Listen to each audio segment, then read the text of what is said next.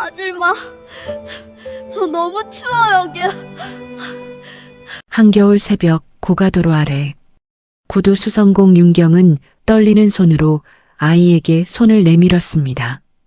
맨발에 얇은 티 한 장, 입술이 파랗게 질린 5살 여자아이였죠.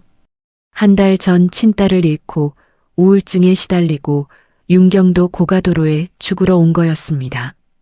그런데 이 아이를 보는 순간 발이 멈췄습니다. 윤경은 아이를 안고 돌아왔습니다. 그리고 15년 뒤 이 아이의 정체가 밝혀집니다. 지금 무료로 할 수 있는 좋아요 버튼 눌러주세요. 2026년 가족들에게 행운이 2배로 돌아올 거예요. 겨울, 부산에 드물게 눈이 내렸습니다. 부산 구도심 재래시장 골목 한가운데 작은 가게 하나가 있었어요. 간판도 제대로 없이 철판 위에 페인트로 쓴 글씨만 덩그러니 붙어 있었죠. 열쇠 복사, 구두 수선, 구두 닦기. 3가지 일을 한평 남짓한 공간에서 해내는 곳이었습니다. 그 가게의 주인은 오윤경, 43살의 여자였습니다. 윤경은 매일 아침 6시에 가게 셔터를 올렸어요. 시장 상인들보다 1시간 먼저 나와서 구두약 냄새가 배인 작업대를 닦고 열쇠 기계에 기름칠을 했습니다. 손톱 밑까지 검게 물든 손이었지만 그 손으로 딸의 머리카락을 빗겨주는 것이 하루 중 가장 행복한 순간이었어요. 딸 하은이는 6살이었습니다. 엄마, 오늘은 눈 올까? 하은이는 아침마다 창밖을 내다보며 같은 질문을 했어요. 부산은 눈이 귀한 도시였거든요. 텔레비전에서 서울이나 강원도에 눈이 쌓이는 걸 볼 때마다 하은이는 부러운 눈으로 화면을 바라보곤 했습니다. 올지도 모르지. 일기예보에서 그러던데. 윤경이 대답하면 하은이는 2 손을 모아 기도하는 신용을 했어요. 제발 눈이 오게 해달라고요. 그 모습이 어찌나 간절해 보이던지 윤경은 웃음이 나오면서도 마음 한구석이 아렸습니다. 다른 아이들처럼 눈썰 매장에 데려가 주지 못하는 게 미안했거든요. 남편 도연은 47살이었습니다. 낮에는 대리운전, 밤에는 퀵서비스로 생계를 책임지는 사람이었어요. 새벽 2, 3시에 들어와서 아침 7시면 다시 나가는 생활이 몇 년째 계속됐습니다. 얼굴에는 늘 피곤이 묻어 있었지만 하은이 앞에서만큼은 환하게 웃으려고 애썼어요. 아빠 힘들어? 하은이가 물으면 남편은 고개를 저었습니다. 아빠는 우리 하은이 얼굴 보면 힘이 나. 그 말에 하은이는 아빠 무릎에 올라타 볼에 뽀뽀를 해줬어요. 남편의 눈가에 잔주름이 잡혔습니다. 웃는 건지 우는 건지 알 수 없는 표정이었죠. 그해 겨울 정말로 눈이 왔습니다. 부산에 기록적인 폭설이 내렸어요. 적설량이 7cm를 넘었습니다. 다른 지역에서는 대수롭지 않은 양이었지만 눈에 익숙하지 않은 부산에서는 도로가 마비되고 학교가 휴교할 정도였어요. 하은이는 난생 처음 보는 하얀 세상에 정신을 잃은 듯 뛰어다녔습니다. 엄마, 눈이다. 진짜 눈이야. 하은이의 목소리가 시장 골목에 울려 퍼졌어요. 윤경은 가게 앞에서 그 모습을 지켜보며 미소를 지었습니다. 아이의 발자국이 하얀 눈 위에 찍힐 때마다 가슴이 따뜻해졌어요. 하지만 그날 저녁 모든 것이 바뀌었습니다. 시장 폐점 시간이 가까워지자 윤경은 하은이를 데리고 집으로 향했어요.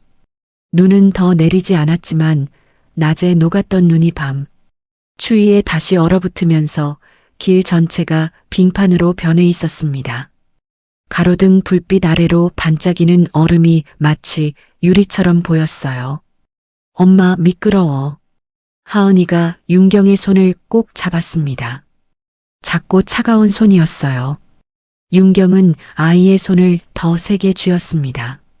천천히 걸어. 엄마가 잡고 있으니까. 2 사람은 조심스럽게 발을 옮겼어요. 한 발 한 발. 미끄러지지 않으려고 온 신경을 발끝에 집중했습니다. 시장 골목을 빠져나와 큰 길로 접어드는 순간이었어요. 횡단보도 신호가 바뀌었습니다. 빨리 건너자. 하은이가 뛰려고 했어요. 윤경은 다급하게 손을 잡아 끌었지만 바닥이 너무 미끄러웠습니다. 아이의 작은 손이 윤경의 손가락 사이로 스르륵 빠져나갔어요.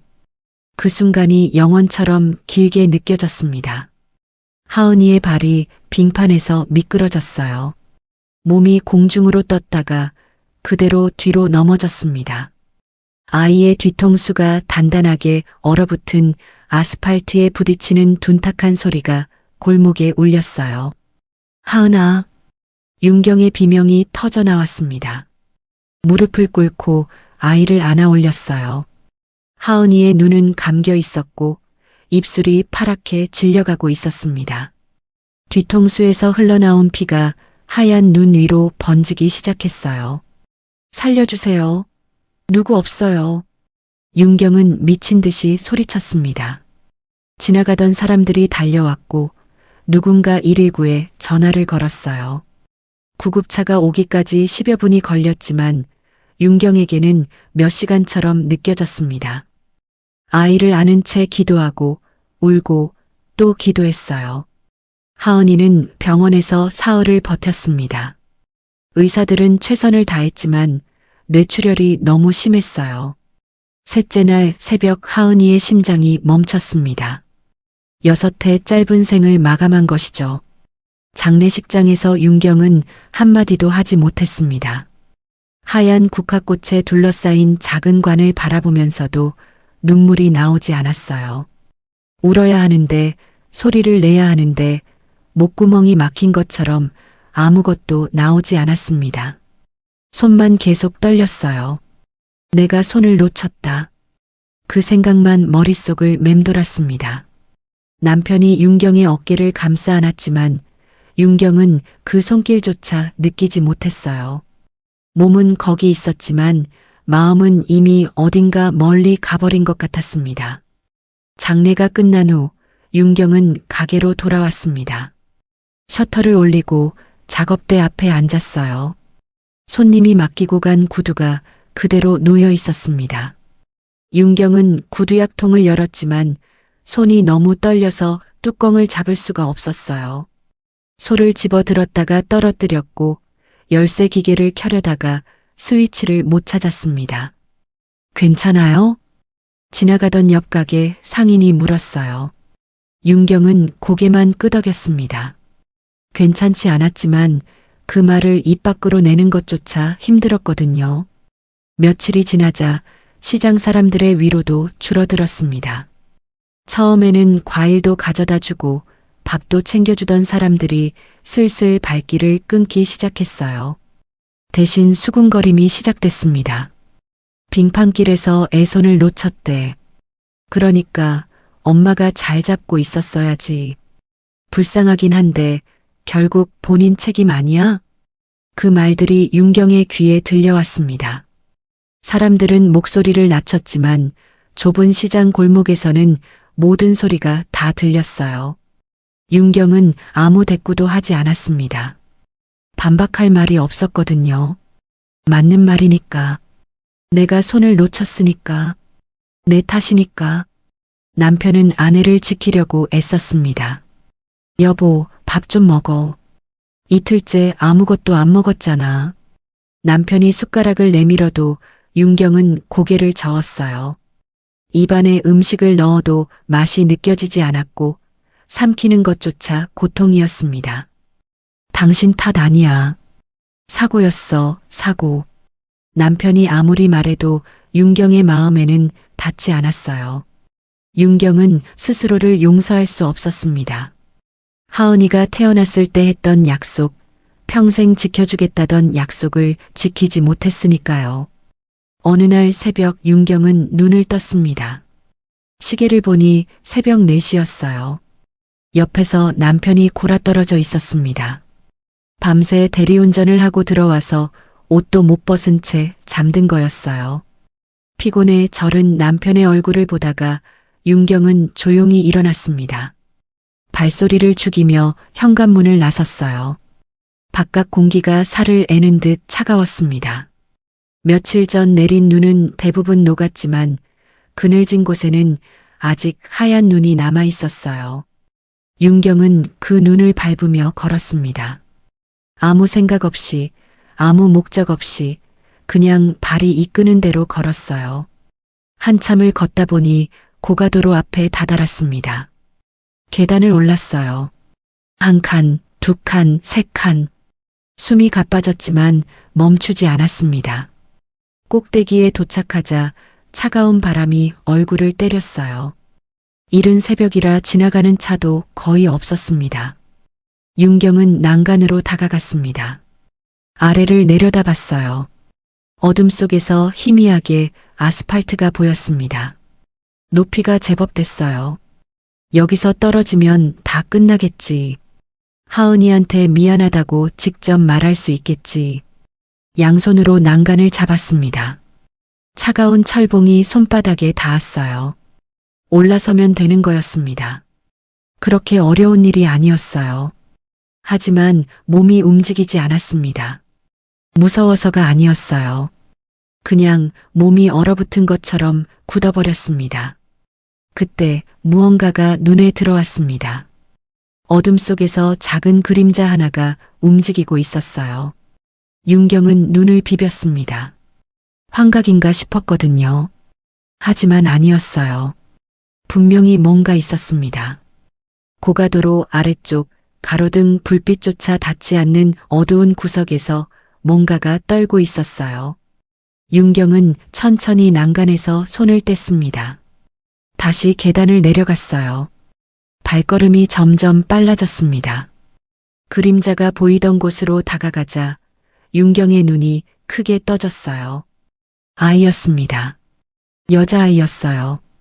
패딩도 없이 얇은 티셔츠만 입고 있었습니다. 신발도 없었어요. 맨발이었습니다. 아이는 콘크리트 구조물 옆에 웅크리고 앉아서 덜덜 떨고 있었어요. 어머 얘야. 윤경이 달려갔습니다. 무릎을 꿇고 아이의 얼굴을 들여다봤어요.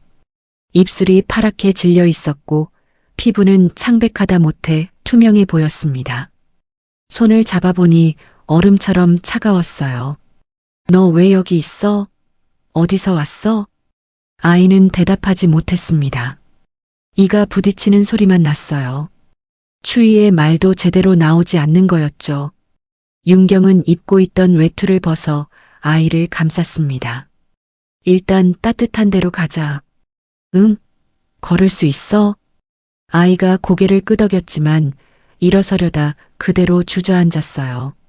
발이 너무 얼어서 감각이 없는 것 같았습니다. 윤경은 아이를 번쩍 안아 올렸습니다. 가벼웠어요. 너무 가벼웠습니다. 뼈밖에 없는 것처럼 가벼운 몸이었어요. 아이의 머리가 윤경의 어깨에 기대졌습니다. 희미하게 아이의 숨소리가 들렸어요. 윤경은 걷기 시작했습니다. 가게로 향하면서 한 가지 생각이 머릿속을 맴돌았어요. 내가 죽으면 이 아이는 어떻게 되지? 내가 여기서 난간을 넘었으면 이 아이는 이 추위 속에서 그대로 얼어 죽었을지도 몰라. 그 생각이 윤경을 현실로 끌어당겼습니다. 아이의 체온이 외투를 통해 전해져 왔어요. 차갑지만 분명히 살아있는 온기였습니다. 작은 심장이 뛰고 있었어요. 숨을 쉬고 있었어요. 죽은 딸과 비슷한 또래였습니다. 얼굴 생김새는 달랐지만 작은 체구와 연약한 손이 하은이를 떠올리게 했어요. 윤경의 눈에서 눈물이 흘렀습니다. 장례식에서도 나오지 않던 눈물이 이제야 터져 나왔어요. 하은이를 지켜주지 못했어. 그 죄책감이 가슴을 짓눌렀습니다. 하지만 동시에 다른 생각이 들었어요. 이 아이만큼은 지켜줘야 한다. 이유는 몰랐습니다. 그냥 그래야 할 것 같았어요. 가게에 도착했을 때 새벽 5시가 넘어 있었습니다. 윤경은 가게 뒤편 작은 공간으로 아이를 데려갔어요. 난로를 켜고 이불을 꺼내 아이를 눕혔습니다. 대야에 미지근한 물을 받아 아이의 발을 담갔어요. 얼어붙은 발이 천천히 색을 되찾기 시작했습니다. 아이의 눈이 스르륵 감겼어요. 잠이 든 거였습니다. 윤경은 아이의 얼굴을 한참 동안 바라봤어요. 누구의 아이일까? 왜 저런 곳에 혼자 있었을까? 물어봐야 할 것들이 산더미 같았지만 지금은 그냥 재워주고 싶었습니다. 윤경은 아이 곁에 앉아 밤을 새웠어요. 난간 위에서 아래를 내려다보던 그 순간이 아득하게 멀어져 갔습니다. 대신 눈앞에는 작은 아이의 숨소리만 남았어요. 살아있는 숨소리가요. 이 아이는 누구일까요? 왜 한겨울 새벽에 맨발로 떨고 있었던 걸까요? 그 답은 아직 윤경도 몰랐습니다. 아이가 눈을 뜬 것은 아침 7시가 넘어서였습니다. 윤경은 밤새 아이 곁을 지키며 한숨도 자지 못했어요. 난로 옆에 웅크리고 앉아 아이의 숨소리를 들으며 뜬 눈으로 밤을 보냈죠. 아이의 얼굴에 조금씩 핏기가 돌아오는 걸 보면서 윤경은 이상한 안도감을 느꼈습니다. 어젯밤 고가도로 난간을 붙잡았던 손이 지금은 이 아이의 이불 끝을 여미고 있었으니까요. 아이가 눈꺼풀을 천천히 들어 올렸어요. 처음에는 천장을 멍하니 바라보더니 고개를 돌려 주변을 살폈습니다. 낯선 공간이라는 걸 깨달은 순간 아이의 눈이 커졌어요. 몸을 움츠리며 이불을 턱까지 끌어올렸습니다. 마치 숨을 곳을 찾는 작은 동물 같았죠. 괜찮아, 무서워하지 마. 윤경이 조심스럽게 말했습니다. 목소리를 최대한 부드럽게 낮췄어요. 아이를 놀라게 하고 싶지 않았거든요. 아이는 대답하지 않았습니다. 이불 위로 드러난 두 눈만 윤경을 빤히 쳐다봤어요. 경계심과 두려움이 가득한 눈이었습니다. 배고프지? 뭐 좀 먹을래? 윤경이 물었지만 아이는 고개를 젓지도 끄덕이지도 않았어요. 그저 침묵으로 일관했습니다. 윤경은 일어나서 간이 부엌으로 갔어요. 인스턴트 죽이 있었습니다. 뜨거운 물을 부어 저으면서 윤경은 문득 하은이가 생각났어요. 하은이도 아플 때면 이 죽을 먹었거든요. 숟가락을 휘휘 저으며 호호 불어주던 기억이 떠올랐습니다. 죽그릇을 들고 돌아왔을 때 아이는 여전히 같은 자세로 웅크리고 있었어요. 이거 먹어봐. 따뜻해. 윤경이 그릇을 내밀자 아이의 시선이 죽으로 향했습니다. 목이 꿀떡 움직였어요. 배가 고픈 게 분명했습니다. 하지만 아이는 손을 내밀지 않았어요. 괜찮아. 아줌마가 주는 거야. 윤경이 숟가락에 죽을 떠서 불었습니다. 김이 모락모락 올라왔어요. 그걸 아이 입가에 가져가자 아이가 조심스럽게 입을 벌렸습니다. 마치 함정인지 확인하듯 천천히요. 한 숟가락, 두 숟가락. 처음에는 경계하던 아이가 점점 숟가락을 받아들이기 시작했어요. 세 숟가락째가 되자 아이가 직접 손을 내밀었습니다. 그릇을 받아들고 허겁지겁 먹기 시작했어요. 죽이 입가에 묻어도 신경 쓰지 않았습니다. 얼마나 굶었는지 알 수 있었죠. 천천히 먹어. 아무도 안 뺏어가. 윤경의 말에 아이의 손이 잠깐 멈췄어요. 그리고 다시 숟가락을 움직이기 시작했습니다. 조금 느리게요. 그릇이 비워지자 아이의 표정이 조금 풀렸습니다. 여전히 긴장한 기색이 역력했지만 아까보다는 나았어요. 윤경은 빈 그릇을 받아들고 조심스럽게 물었습니다. 이름이 뭐야? 아이가 잠시 망설였어요. 입술을 오물거리더니 작은 목소리로 대답했습니다. 서희요. 서희? 성은? 문이요. 문서희. 5살이라고 했습니다. 윤경은 아이의 나이를 듣고 가슴이 먹먹해졌어요.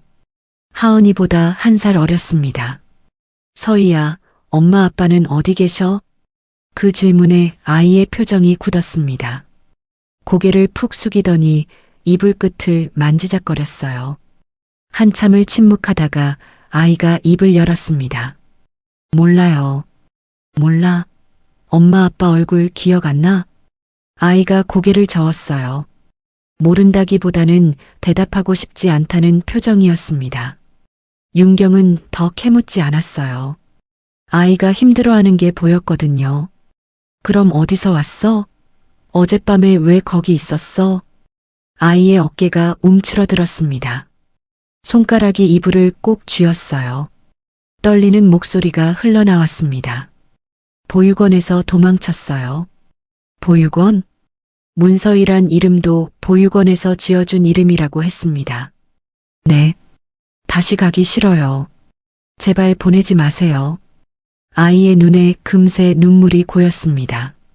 볼을 타고 주르륵 흘러내렸어요.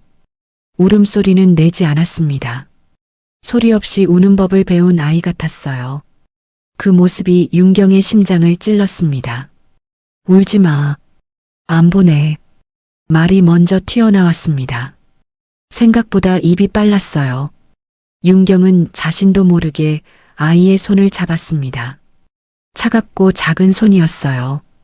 어젯밤보다는 따뜻해졌지만 여전히 온기가 부족했습니다. 안 보내면 여기 있어도 돼요? 아이가 고개를 들어 윤경을 바라봤어요. 젖은 눈동자에 간절함이 가득했습니다. 윤경은 대답을 망설였어요. 신고를 해야 한다는 건 알았습니다. 어딘가에서 이 아이를 찾고 있을지도 몰랐어요. 하지만 아이가 말한 보육원이라는 단어가 머릿속에 걸렸습니다. 신고를 하면 이 아이는 다시 그곳으로 돌아가겠죠. 일단 오늘은 여기 있어. 윤경은 그렇게만 말했습니다. 하루만 지나면 생각해보자.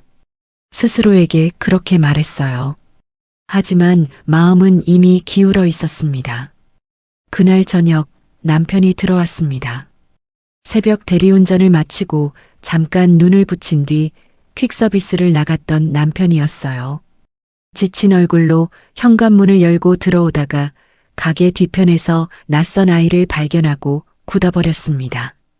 이게 누구야? 남편의 목소리가 낮게 가라앉았어요. 윤경은 서희를 뒤로 감싸며 설명하기 시작했습니다. 어젯밤 고가도로에서 있었던 일을, 아이를 발견하고 데려온 일을요.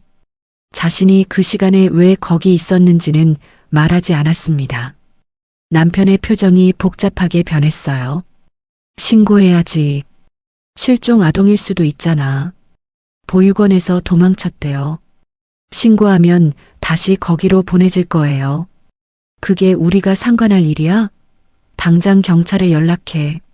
남편의 말이 틀린 건 아니었습니다. 옳은 말이었어요. 하지만 윤경은 서희의 손을 놓을 수가 없었어요. 뒤에서 서희가 윤경의 옷자락을 꼭 쥐고 있었거든요. 작은 손이 덜덜 떨리고 있었습니다. 여보, 이의 상태 좀 봐요. 맨발이었어요. 패딩도 없이 얇은 티셔츠만 입고 있었다고요. 이렇게 보낼 수는 없어요. 윤경의 목소리가 떨렸습니다. 남편이 한숨을 내쉬었어요. 서희를 내려다봤습니다. 아이는 고개를 푹 숙이고 있었어요. 어른들의 대화가 무섭다는 듯이요. 하루만요.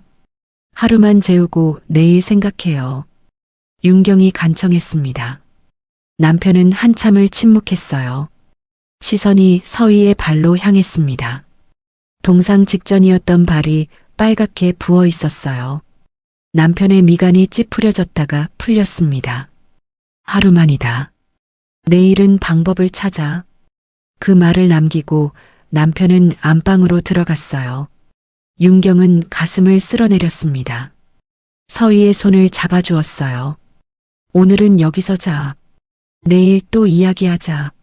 서희가 고개를 끄덕였습니다. 여전히 불안한 눈빛이었지만 아까보다는 나아 보였어요. 그날 밤 서희는 자다 깨달을 반복했습니다. 윤경이 옆에 누워 있는데도 서희는 한두 시간마다 눈을 떴어요. 몸을 부르르 떨다가 주변을 살피고 윤경을 확인하고서야 다시 눈을 감았습니다. 잠을 자면서도 경계를 풀지 못하는 아이였어요. 대체 무슨 일을 겪었길래 이렇게 됐을까? 윤경은 서희의 머리카락을 쓰다듬으며 생각했습니다. 다음 날이 됐습니다. 하루가 지났지만 윤경은 신고하지 않았어요. 이틀이 지났습니다. 사흘이 지났습니다. 하루만 일하던 약속은 어느새 일주일이 됐고 일주일은 보름이 됐습니다. 남편은 더 이상 신고 이야기를 꺼내지 않았어요. 대신 퇴근길에 작은 과자 봉지를 사왔습니다. 서희에게 건네면서 어색하게 웃었죠. 배고프면 이거 먹어. 서희가 과자를 받아들었어요. 고맙다는 말 대신 고개를 꾸벅 숙였습니다. 남편의 눈가가 살짝 풀렸어요. 며칠 뒤에는 공책과 연필을 사왔습니다. 심심하면 이거라도 해. 남편은 여전히 무뚝뚝했지만 행동은 달랐어요. 서희를 완전히 밀어내지 못하는 게 보였습니다. 윤경은 그런 남편이 고마웠어요. 하지만 시장 사람들의 눈은 달랐습니다. 저 집에 애가 생겼대. 갑자기 어디서 난 애야? 글쎄 아무도 모르지. 친척 아이라나 뭐라나. 수군거림이 시작됐어요. 좁은 시장 골목에서 비밀은 오래가지 못했습니다. 사람들이 윤경의 가게 앞을 지나갈 때마다 고개를 빼꼼 내밀어 서희를 훔쳐봤어요. 서희는 그 시선을 느끼면 몸을 움츠리며 가게 뒤편으로 숨었습니다.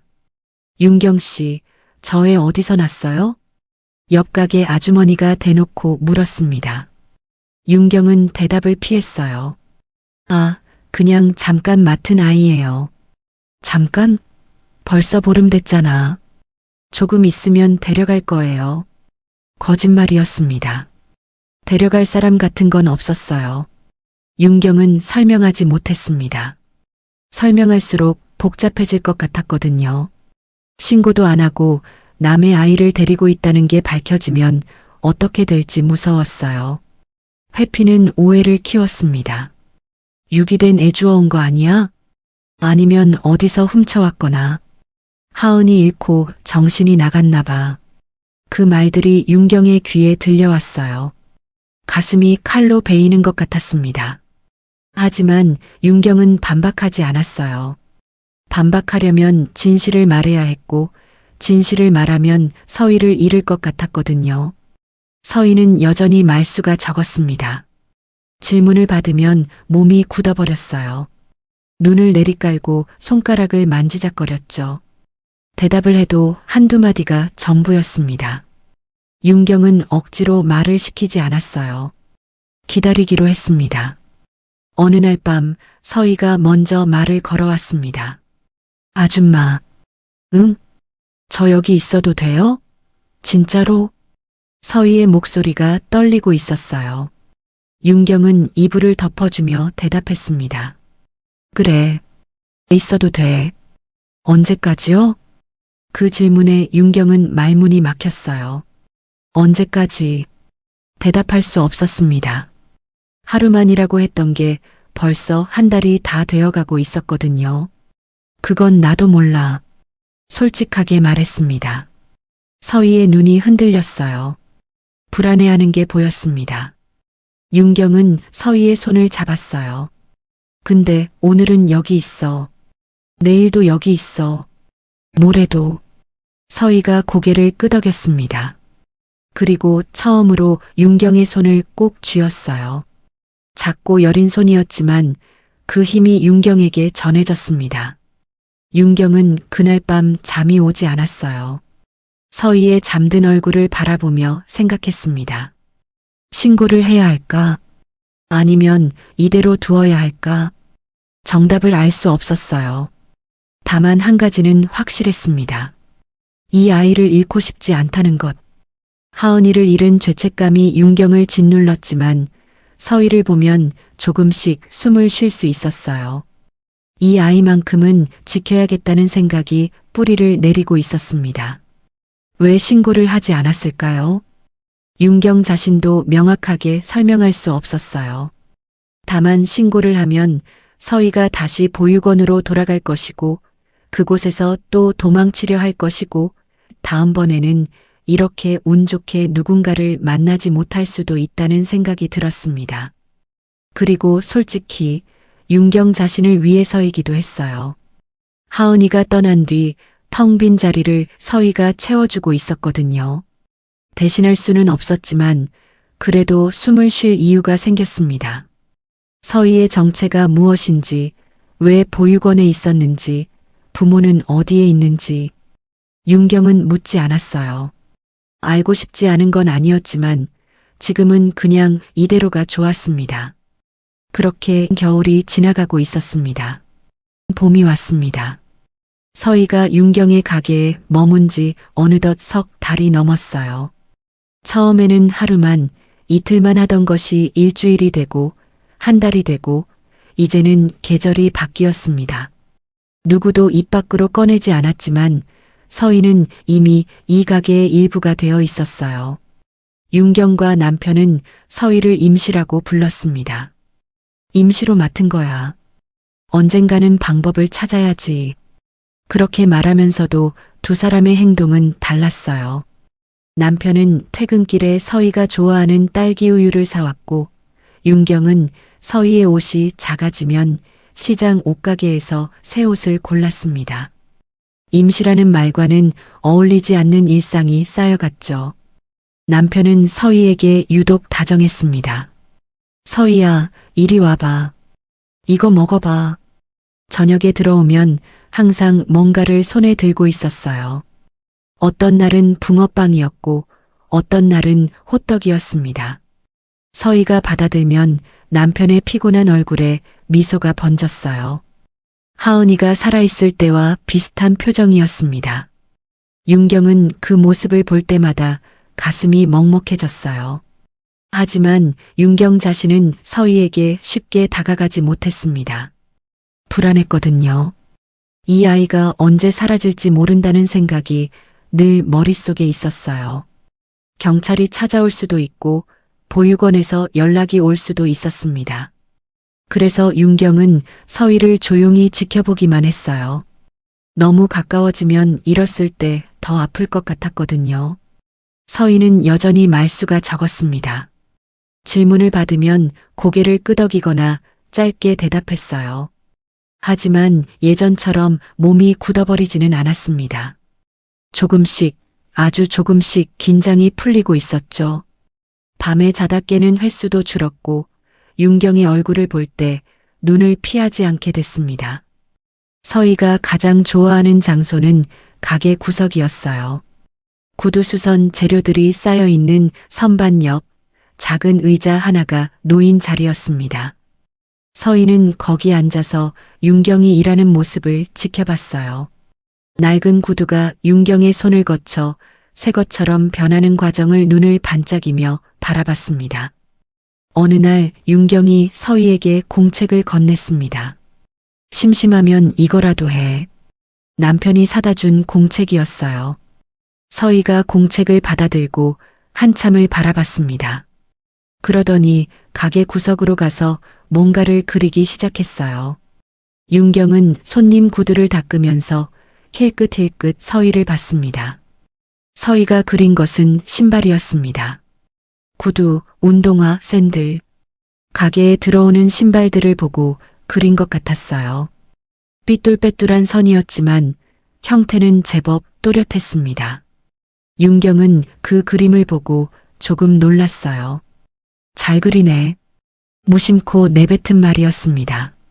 서희가 고개를 들어 윤경을 봤어요. 칭찬을 들은 게 어색한지 볼이 살짝 붉어졌습니다. 더 그려도 돼요? 서희가 작은 목소리로 물었어요. 윤경은 고개를 끄덕였습니다. 그래, 그려. 그날 이후로 서희는 매일 신발을 그렸습니다. 공책 한 권이 금방 다 찼고 남편이 새 공책을 또 사다 줬어요. 서희의 그림 실력은 날이 갈수록 늘었습니다. 서희가 7살이 됐습니다. 학교에 가야 할 나이였어요. 윤경은 그 사실을 알면서도 애써 외면했습니다. 학교에 보내려면 서류가 필요했거든요. 주민등록, 가족관계 증명서 같은 것들이요. 서희에게는 그런 게 없었습니다. 여보, 서희 학교는 어떻게요? 어느 날 밤 남편이 조심스럽게 물었어요. 윤경은 한숨을 내쉬었습니다. 모르겠어요. 학교에 보내려면 서류가 있어야 하는데. 그럼 신고를 해야 하나? 그 말에 윤경의 표정이 굳어졌어요. 신고를 하면 모든 게 드러날 터였습니다. 서희가 어디서 왔는지, 왜 여기 있는지. 그러면 서희는 다시 보육원으로 돌아가겠죠. 조금만 더 생각해봐요. 윤경은 그렇게만 말했습니다. 남편도 더 이상 묻지 않았어요. 결국 윤경은 서희를 학교에 보내지 않았습니다. 대신 집에서 직접 가르치기로 했어요. 시장에서 중고 교과서를 구해왔고 매일 저녁 서희와 함께 앉아 읽기와 받아쓰기를 했습니다. 기역, 니은, 디귿, 리을. 따라 읽어봐. 기역, 니은, 디귿, 리을. 서희는 열심히 따라했어요. 틀려도 좌절하지 않고 다시 시도했습니다. 그 모습을 보면서 윤경은 이 아이가 보통 아이가 아니라는 걸 느꼈어요.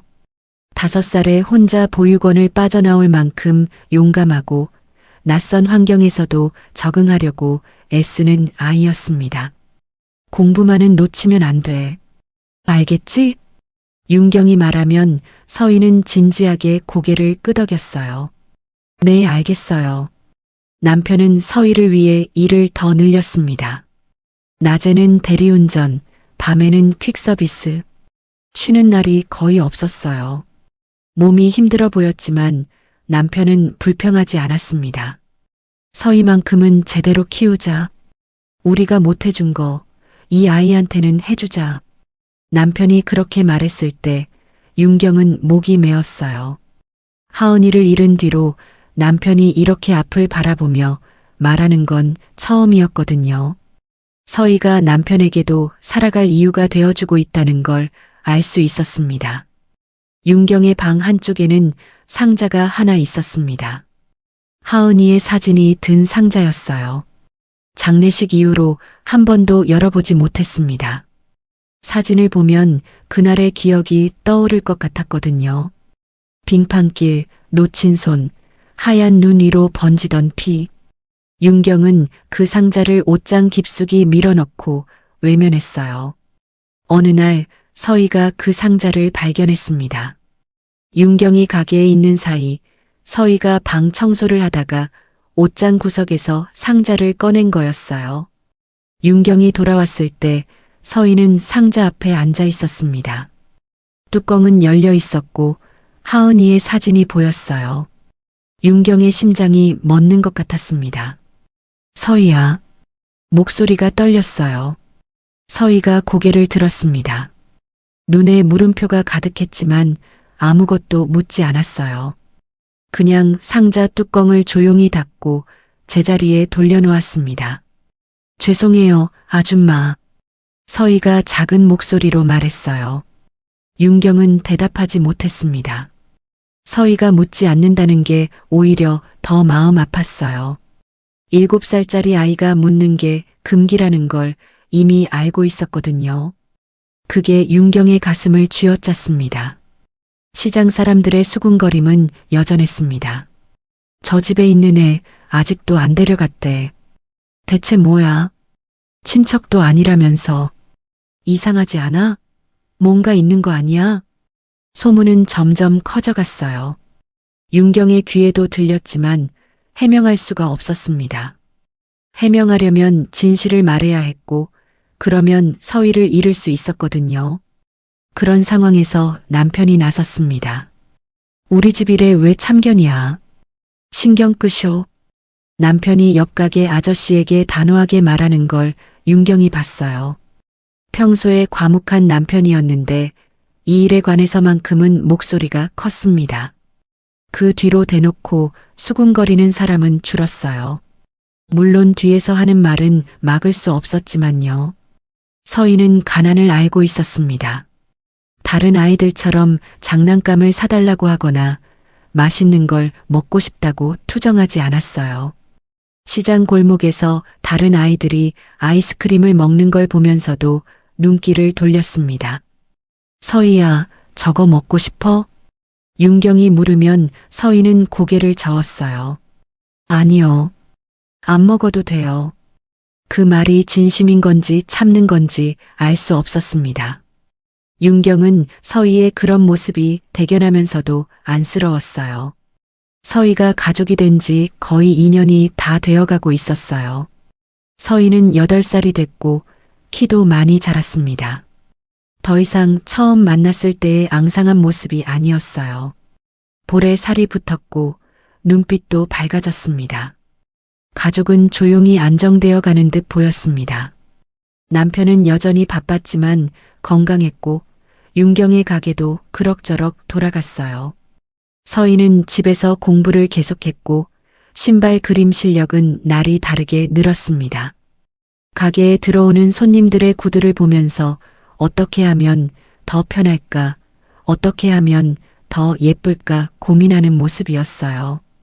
언젠가 서희가 물었습니다. 아줌마, 저도 커서 신발 만드는 사람이 될 수 있어요? 윤경은 잠시 말이 막혔어요. 그러다 고개를 끄덕였습니다. 할 수 있지. 열심히 하면. 서희의 눈이 반짝였어요. 그 눈빛을 보면서 윤경은 생각했습니다. 이 아이에게 꿈이 생겼구나. 이 아이가 앞으로 나아가고 있구나. 서희가 윤경의 가게에 온 지 정확히 2년째 되는 겨울이었어요. 날씨가 다시 추워지기 시작했고 시장에는 연말 분위기가 감돌았습니다. 모든 게 평온해 보였어요. 하지만 운명은 또 한 번의 시련을 준비하고 있었습니다. 그 겨울이 오기 전까지 윤경은 몰랐습니다. 지금 이 평화가 얼마나 소중한 것인지, 그리고 그것이 얼마나 쉽게 무너질 수 있는지를요. 서희가 윤경의 가족이 된 지 어느덧 2년이 흘렀어요. 5살이던 아이는 이제 7살이 됐고 앙상하던 몸에는 살이 붙었습니다. 처음 만났을 때 얼음처럼 차갑던 손은 이제 따뜻했고 경계심 가득하던 눈빛도 한결 부드러워졌어요. 남편은 그의 연말 유독 바빴습니다. 12월은 대리운전의 특수 시즌이었거든요. 송년회와 연말 모임이 줄줄이 이어지면서 새벽까지 일하는 날이 계속됐어요. 남편은 저녁 6시에 나가서 다음날 새벽 4시, 5시에 들어오곤 했습니다. 눈 밑에는 항상 그늘이 드리워져 있었고 목소리도 전보다 탁해졌어요. 여보, 좀 쉬어요. 얼굴이 너무 안 좋아. 윤경이 걱정스러운 목소리로 말하면 남편은 손을 내저었습니다. 괜찮아. 연말만 버티면 돼. 남편의 입버릇이 된 말이 있었어요. 서희 대학 보내자. 저녁을 먹다가도 아침에 눈을 뜨면서도 그 말을 했습니다. 서희가 옆에 있으면 머리를 쓰다듬으며 말했어요. 서희야, 너는 대학 가야 해. 아빠가 보내줄게. 서희는 대학이 뭔지도 잘 모르는 나이였지만 아빠의 손길이 좋았는지 고개를 끄덕이며 웃었습니다. 그 모습을 볼 때마다 남편의 지친 얼굴에 생기가 돌았어요. 윤경은 그런 남편이 고마우면서도 걱정됐습니다. 하은이를 잃은 뒤로 남편은 한동안 말이 없었거든요. 밤마다 술을 마시고 아침이면 붉은 눈으로 출근했습니다. 하지만 서희가 온 뒤로 달라졌어요. 서희를 위해 뭔가를 해주고 싶다는 마음이 남편에게 다시 살아갈 이유를 준 것 같았습니다. 하지만 몸은 마음을 따라가지 못했어요. 남편은 49살이었습니다. 젊은 나이가 아니었죠. 수년간 불규칙한 생활과 수면 부족이 쌓여 있었고 제대로 된 건강검진도 받지 못한 채 일만 계속했어요. 윤경은 남편에게 병원에 가보자고 몇 번이나 말했지만 남편은 번번이 미뤘습니다. 돈도 없는데 병원은 무슨. 괜찮아. 그날도 남편은 새벽까지 일했습니다. 추운 겨울밤 송년회를 마친 손님들을 태우고 부산 시내를 누볐어요. 남편의 손은 운전대를 잡은 채 덜덜 떨렸고 눈꺼풀은 자꾸만 내려왔습니다. 피곤이 뼛속까지 스며든 상태였죠. 새벽 4시쯤 집에 도착했습니다. 현관문을 열고 들어온 남편의 얼굴은 창백했어요. 윤경은 잠결에 인기척을 느끼고 눈을 떴습니다. 남편이 현관에 앉아 신발을 벗고 있었어요. 들어왔어요? 윤경이 잠든 목소리로 물었습니다. 남편이 대답하려고 입을 열었어요. 하지만 말이 나오기 전에 몸이 먼저 움직였습니다. 아니, 움직이지 않았다고 하는 게 맞겠죠. 남편이 앞으로 쓰러졌습니다. 여보, 윤경이 벌떡 일어나 달려갔어요. 남편은 신발을 한 짝만 벗은 채 현관 바닥에 엎드려 있었습니다. 숨이 거칠었고 얼굴이 파랗게 질려 있었어요. 여보, 정신 차려. 여보. 윤경이 남편의 몸을 뒤집었습니다. 눈이 반쯤 감겨 있었고 입술이 부르르 떨리고 있었어요. 심장이 제대로 뛰지 않는 게 느껴졌습니다. 윤경은 떨리는 손으로 휴대폰을 집어들었어요. 119를 눌렀습니다. 전화가 연결되는 동안 윤경은 남편의 가슴을 두드렸어요. 응급처치를 제대로 배운 적은 없었지만 뭐라도 해야 할 것 같았거든요. 환자가 쓰러졌어요. 숨을 제대로 못 쉬어요. 구급차가 오는데 15분이 걸렸습니다. 윤경에게는 15시간처럼 느껴졌어요. 남편의 손을 꼭 잡고 이름을 불렀지만 대답은 없었습니다. 서희가 소리에 잠이 깨서 방문을 열었어요. 엄마, 무슨 일이야? 서희의 목소리가 떨리고 있었습니다. 윤경은 고개를 돌리지 못했어요.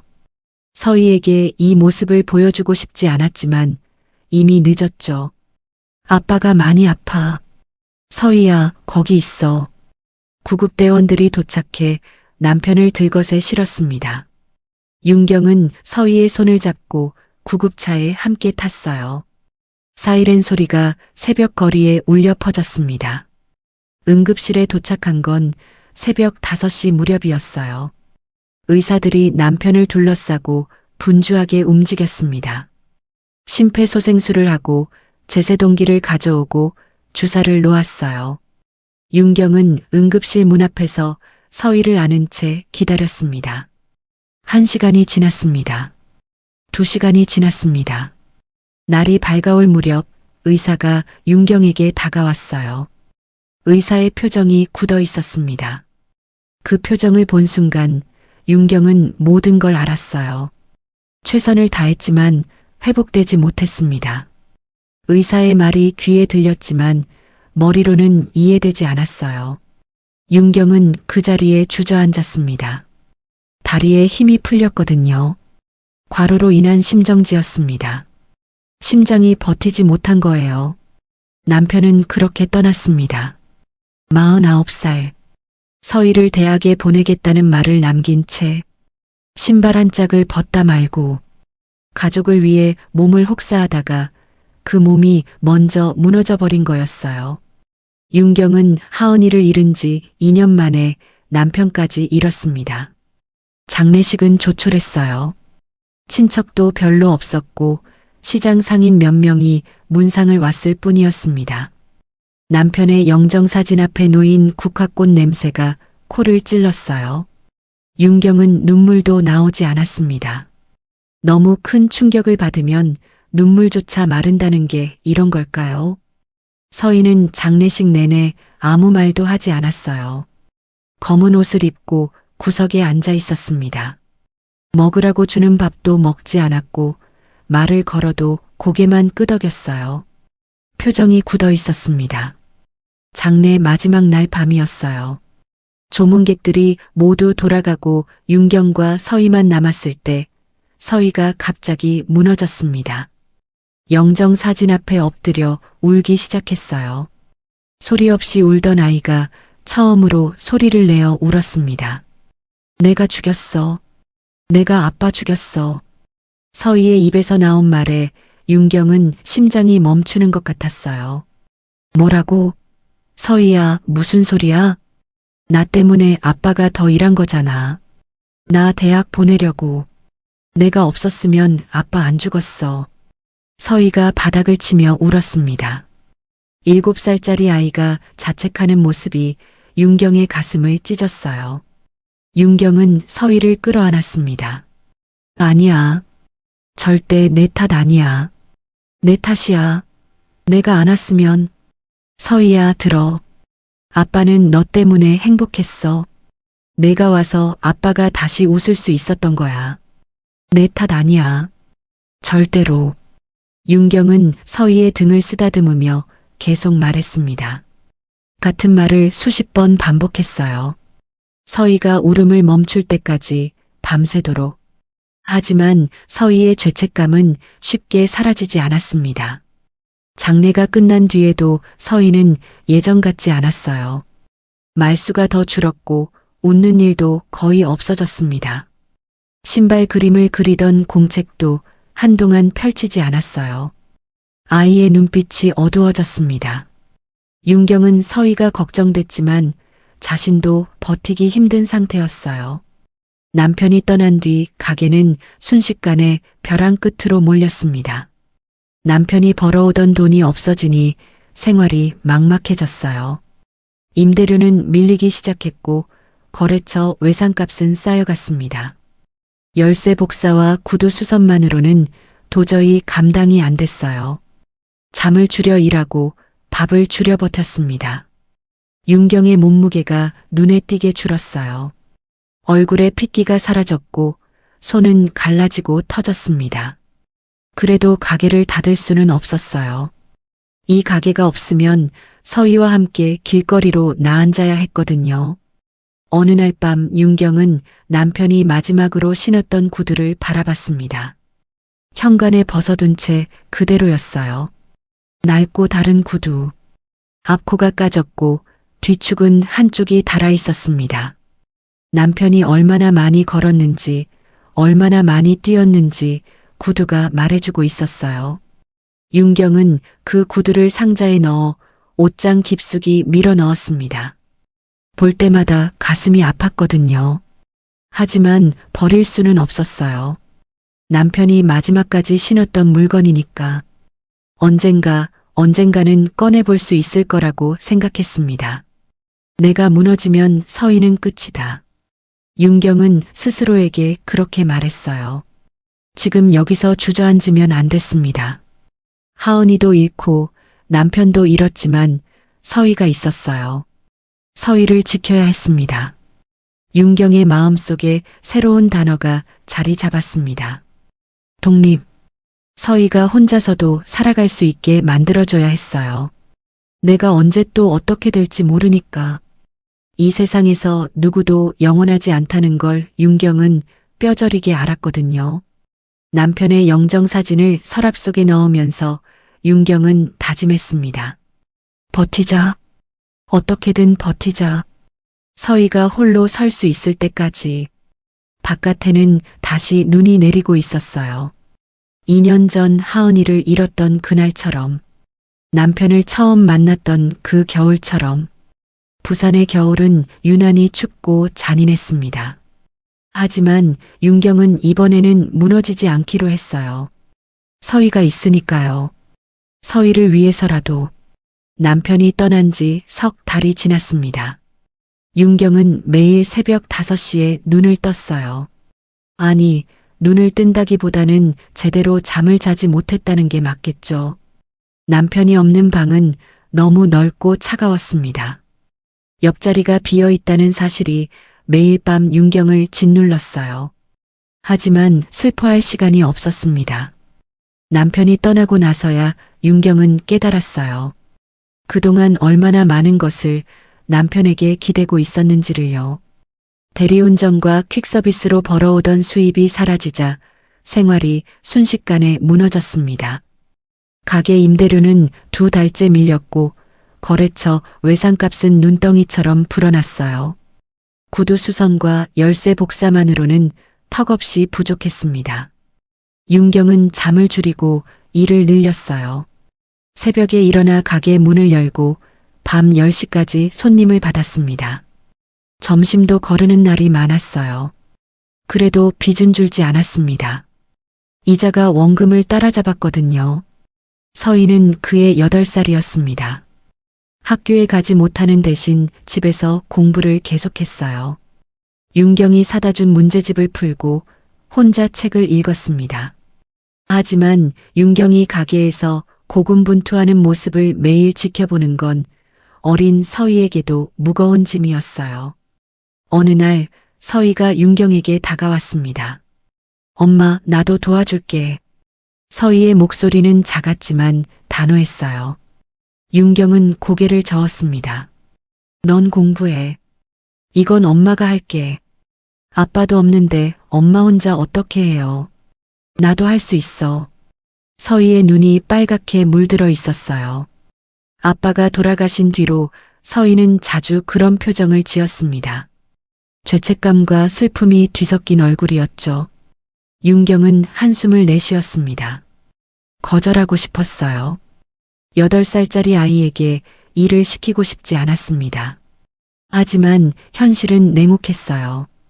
윤경 혼자서는 정말로 감당이 안 됐거든요. 그럼 간단한 것만 해. 알겠지? 결국 윤경은 서희에게 일을 가르치기 시작했습니다. 처음에는 정말 간단한 것들이었어요. 구두 닦기, 천을 깨끗하게 접는 법, 소를 물에 씻어 말리는 법, 구두약통 뚜껑을 꼭 닫아두는 법. 서희는 윤경이 가르쳐주는 대로 따라했습니다. 실수해도 다시 하고 또 실수해도 포기하지 않았어요. 서희는 반항하지 않았습니다. 오히려 더 열심히 움직였어요. 마치 무언가를 속죄하려는 것처럼요. 윤경은 그런 서희가 안쓰러웠지만 말릴 수가 없었습니다. 서희의 눈빛이 너무 간절했거든요. 시간이 지나면서 서희가 하는 일은 조금씩 늘어났습니다. 심부름을 다녀오고 손님에게 차를 내드리고 간단한 정산을 도왔어요. 서희는 숫자에 밝았습니다. 거스름돈 계산도 빨랐고 외상장부 정리도 잘했어요. 윤경은 서희에게 돈 세는 법을 가르쳐줬고 서희는 금방 익혔습니다. 오늘 매출은 32,000원이에요. 서희가 저녁에 장부를 정리하며 말하면 윤경은 고개를 끄덕였어요. 둘이 함께 하니까 조금은 숨통이 트였습니다.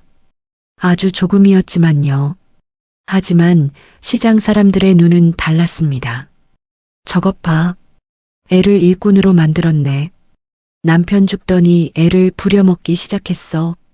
저 나이에 저런 일을 시키면 어떡해. 불쌍해라. 수군거림은 날이 갈수록 커져갔어요. 처음에는 뒤에서 소곤거리던 사람들이 이제는 대놓고 말했습니다. 윤경이 지나가면 고개를 돌리며 혀를 끌끌 찼어요. 옆 가게 아주머니가 어느 날 윤경에게 직접 말했습니다. 윤경 씨, 그래도 그렇지. 저렇게 어린애한테 일을 시키면 어떡해요. 윤경은 대답하지 못했어요. 뭐라고 해야 할지 몰랐거든요. 남의 애 데려오더니 부려먹는다고 소문났어요. 몰라서 그래요? 남의 애. 그 말이 윤경의 가슴에 박혔습니다. 맞는 말이었어요.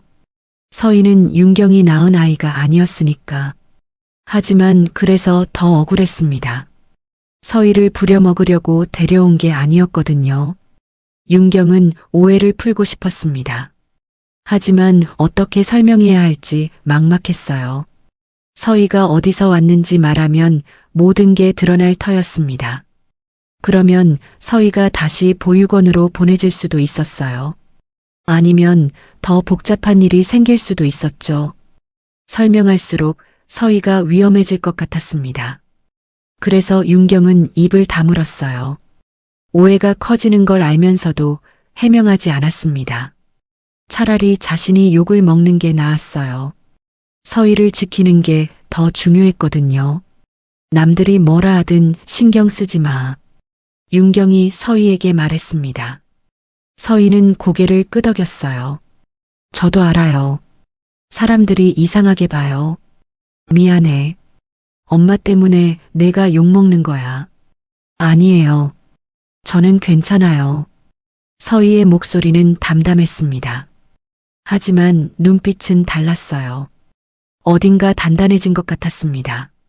8살 치고는 너무 일찍 어른이 되어가는 것 같아 윤경은 마음이 아팠어요. 서희는 가게 일을 하면서도 꿈을 키워나갔습니다. 구두를 닦으면서 가죽의 결을 살폈고 수선 과정을 지켜보면서 구조를 익혔어요. 윤경이 낡은 구두를 뜯어서 고치는 모습을 볼 때마다 서희의 눈이 반짝였습니다. 엄마, 나도 언젠가 신발 만들 수 있을까요? 그럼. 열심히 하면 뭐든 할 수 있어. 윤경은 그렇게 대답했지만 사실 확신이 없었어요. 이렇게 가난한 살림에서 서희가 무슨 꿈을 이룰 수 있을까? 하지만 서희의 눈빛에 찬물을 끼얹고 싶지는 않았습니다. 윤경은 서희에게 점점 더 많은 것을 가르쳤습니다. 거래처에 전화하는 법, 손님을 응대하는 법, 외상을 정리하는 법. 겉으로 보기에는 독립심을 기르는 교육 같았어요. 하지만 남들 눈에는 달랐습니다. 저 여자 완전히 애를 착취하네. 학교도 안 보내고 일만 시키잖아. 신고해야 하는 거 아니야? 소문은 점점 험악해졌습니다. 윤경은 신경 쓰지 않는 척했지만 밤마다 잠이 오지 않았어요. 내가 잘못하고 있는 걸까? 서희에게 짐을 지우는 걸까? 그 생각이 머릿속을 떠나지 않았습니다. 하지만 멈출 수가 없었어요. 윤경에게는 두려움이 있었습니다. 남편을 잃은 것처럼 서희도 잃을지 모른다는 공포요. 하은이를 잃고 남편을 잃고 이제 서희마저 잃으면 정말로 끝이었어요. 그래서 윤경은 서희에게 혼자 살아갈 힘을 길러주고 싶었습니다. 내가 언제 어떻게 될지 모르니까. 이 세상에서 영원한 건 없다는 걸 윤경은 너무나 잘 알았거든요. 그래서 윤경은 서희에게 감정을 잘 드러내지 않았습니다. 예전처럼 다정하게 대하지 못했어요. 일을 가르칠 때는 엄격해졌고 실수하면 다시 하라고 했습니다. 칭찬도 아꼈어요. 서희가 잘해도 고개만 끄덕이고 넘어갔죠. 겉으로 보기에 윤경은 점점 차가워지는 것 같았습니다. 서희는 그런 엄마를 원망하지 않았어요. 오히려 이해하려고 했습니다. 엄마가 차가운 건 미워서가 아니라 살아남기 위해서라는 걸 서희는 알았거든요. 8살이었지만 서희는 이미 그 정도는 알 수 있는 아이였습니다. 서희는 9살이 됐고 가게 일에 더 능숙해졌어요. 간단한 구두 닦기는 혼자서도 할 수 있게 됐고 손님 응대도 자연스러워졌습니다. 시장 사람들의 수군거림은 여전했지만 서희는 신경 쓰지 않는 척했어요. 서희가 10살이 되던 해 윤경의 상황은 조금씩 나아지고 있었습니다. 빚은 여전했지만 그래도 임대료는 밀리지 않게 됐어요. 서희의 도움이 컸습니다. 둘이서 버티니까 혼자일 때보다 훨씬 나았거든요. 하지만 윤경은 알지 못했습니다. 곧 더 큰 시련이 찾아올 거라는 걸요. 그리고 그 시련 때문에 윤경은 더욱 독해질 수밖에 없게 됩니다. 서희는 그저 묵묵히 엄마 옆에 서 있었어요. 가난하고 힘들었지만 서희에게 이곳은 처음으로 가족이라고 부를 수 있는 곳이었거든요. 보육원에서는 느끼지 못했던 따뜻함이 여기에는 있었습니다. 비록 엄마가 차갑게 굴어도 서희는 알았어요. 그게 미움이 아니라는 걸요. 윤경은 48살이 됐습니다. 그해 들어 몸이 이상했어요. 가슴 한쪽에서 멍울이 만져졌고 가끔씩 통증이 찾아왔습니다. 처음에는 대수롭지 않게 여겼어요. 피곤해서 그런 거겠지. 나이가 드니까 여기저기 아픈 거겠지. 그렇게 넘기려 했습니다. 하지만 증상은 점점 심해졌어요. 멍울이 커지는 것 같았고 통증도 잦아졌습니다. 밤에 잠을 자다가도 욱신거리는 느낌에 눈을 떴어요. 윤경은 더 이상 무시할 수 없다는 걸 깨달았습니다. 병원에 가기로 했습니다. 서희에게는 말하지 않았어요. 그냥 잠깐 볼일 보러 간다고만 했습니다. 진료실 앞에서 기다리는 동안 윤경의 손은 떨리고 있었어요. 괜찮겠지. 별거 아니겠지. 스스로에게 수없이 말했습니다. 검사 결과는 일주일 뒤에 나왔어요. 의사가 윤경을 진료실로 불렀습니다. 의사의 표정이 무거웠어요. 그 표정을 본 순간 윤경은 직감했습니다. 좋은 소식이 아니라는 걸요.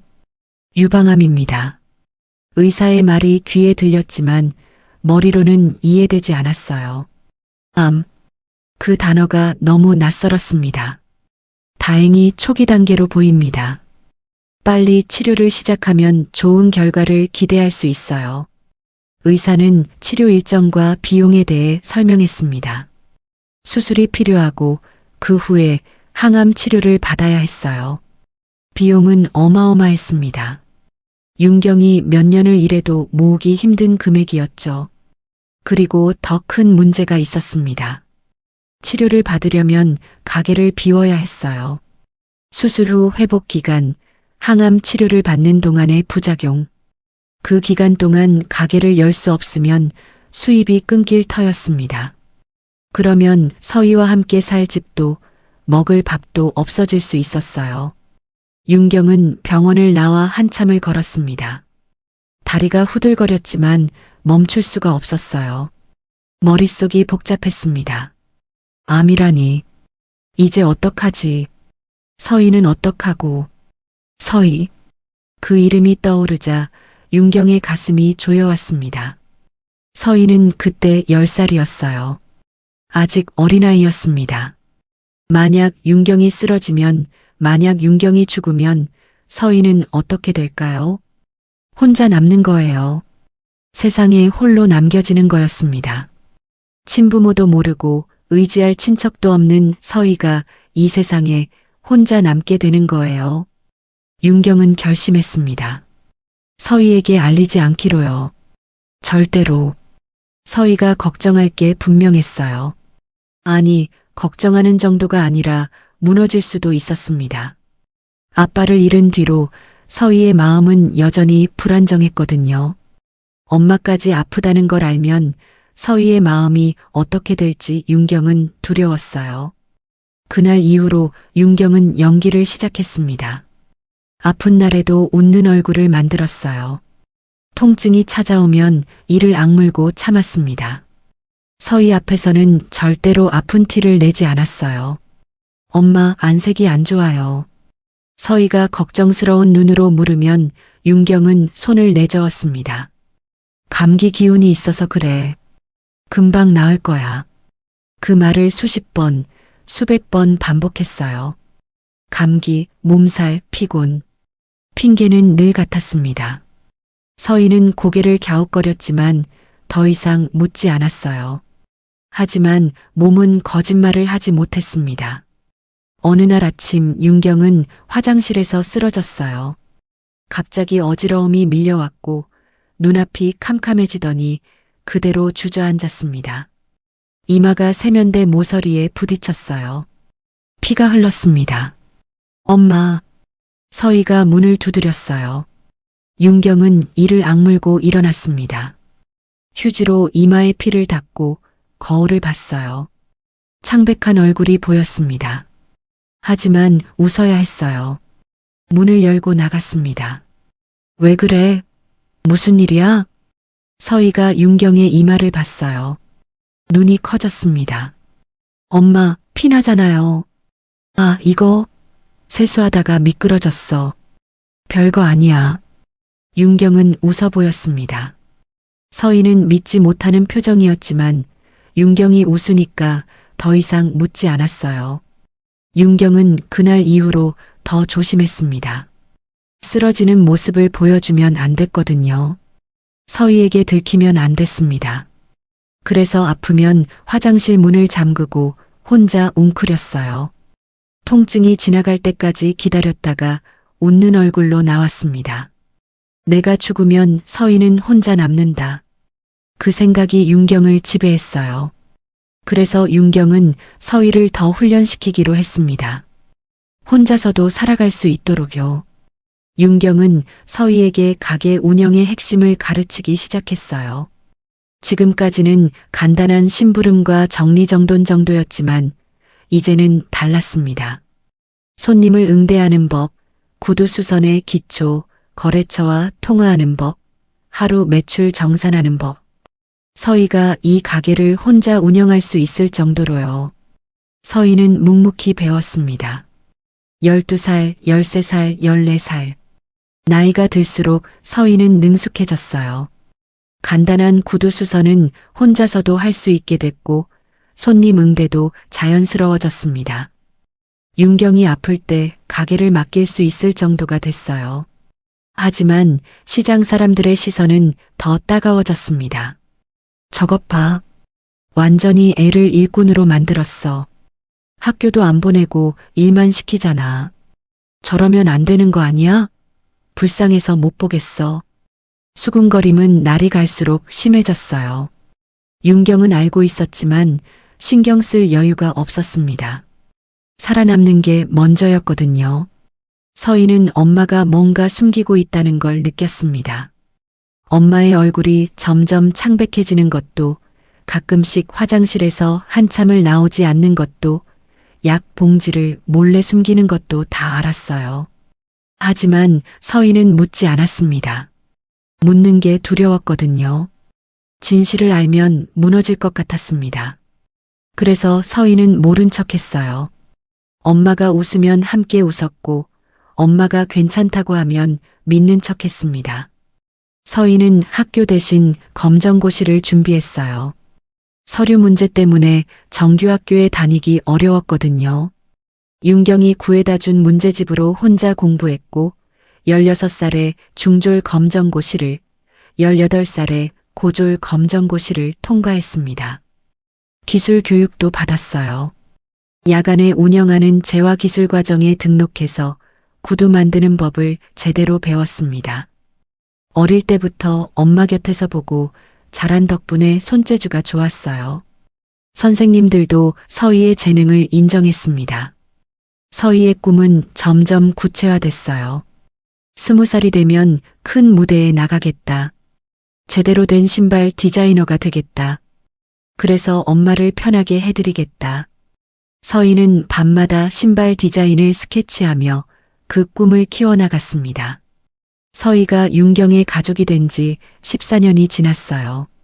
서희는 19살이 됐고 윤경은 57살이 됐습니다. 윤경의 유방암은 여전히 비밀이었어요. 치료비가 없어서 제대로 된 치료를 받지 못했습니다.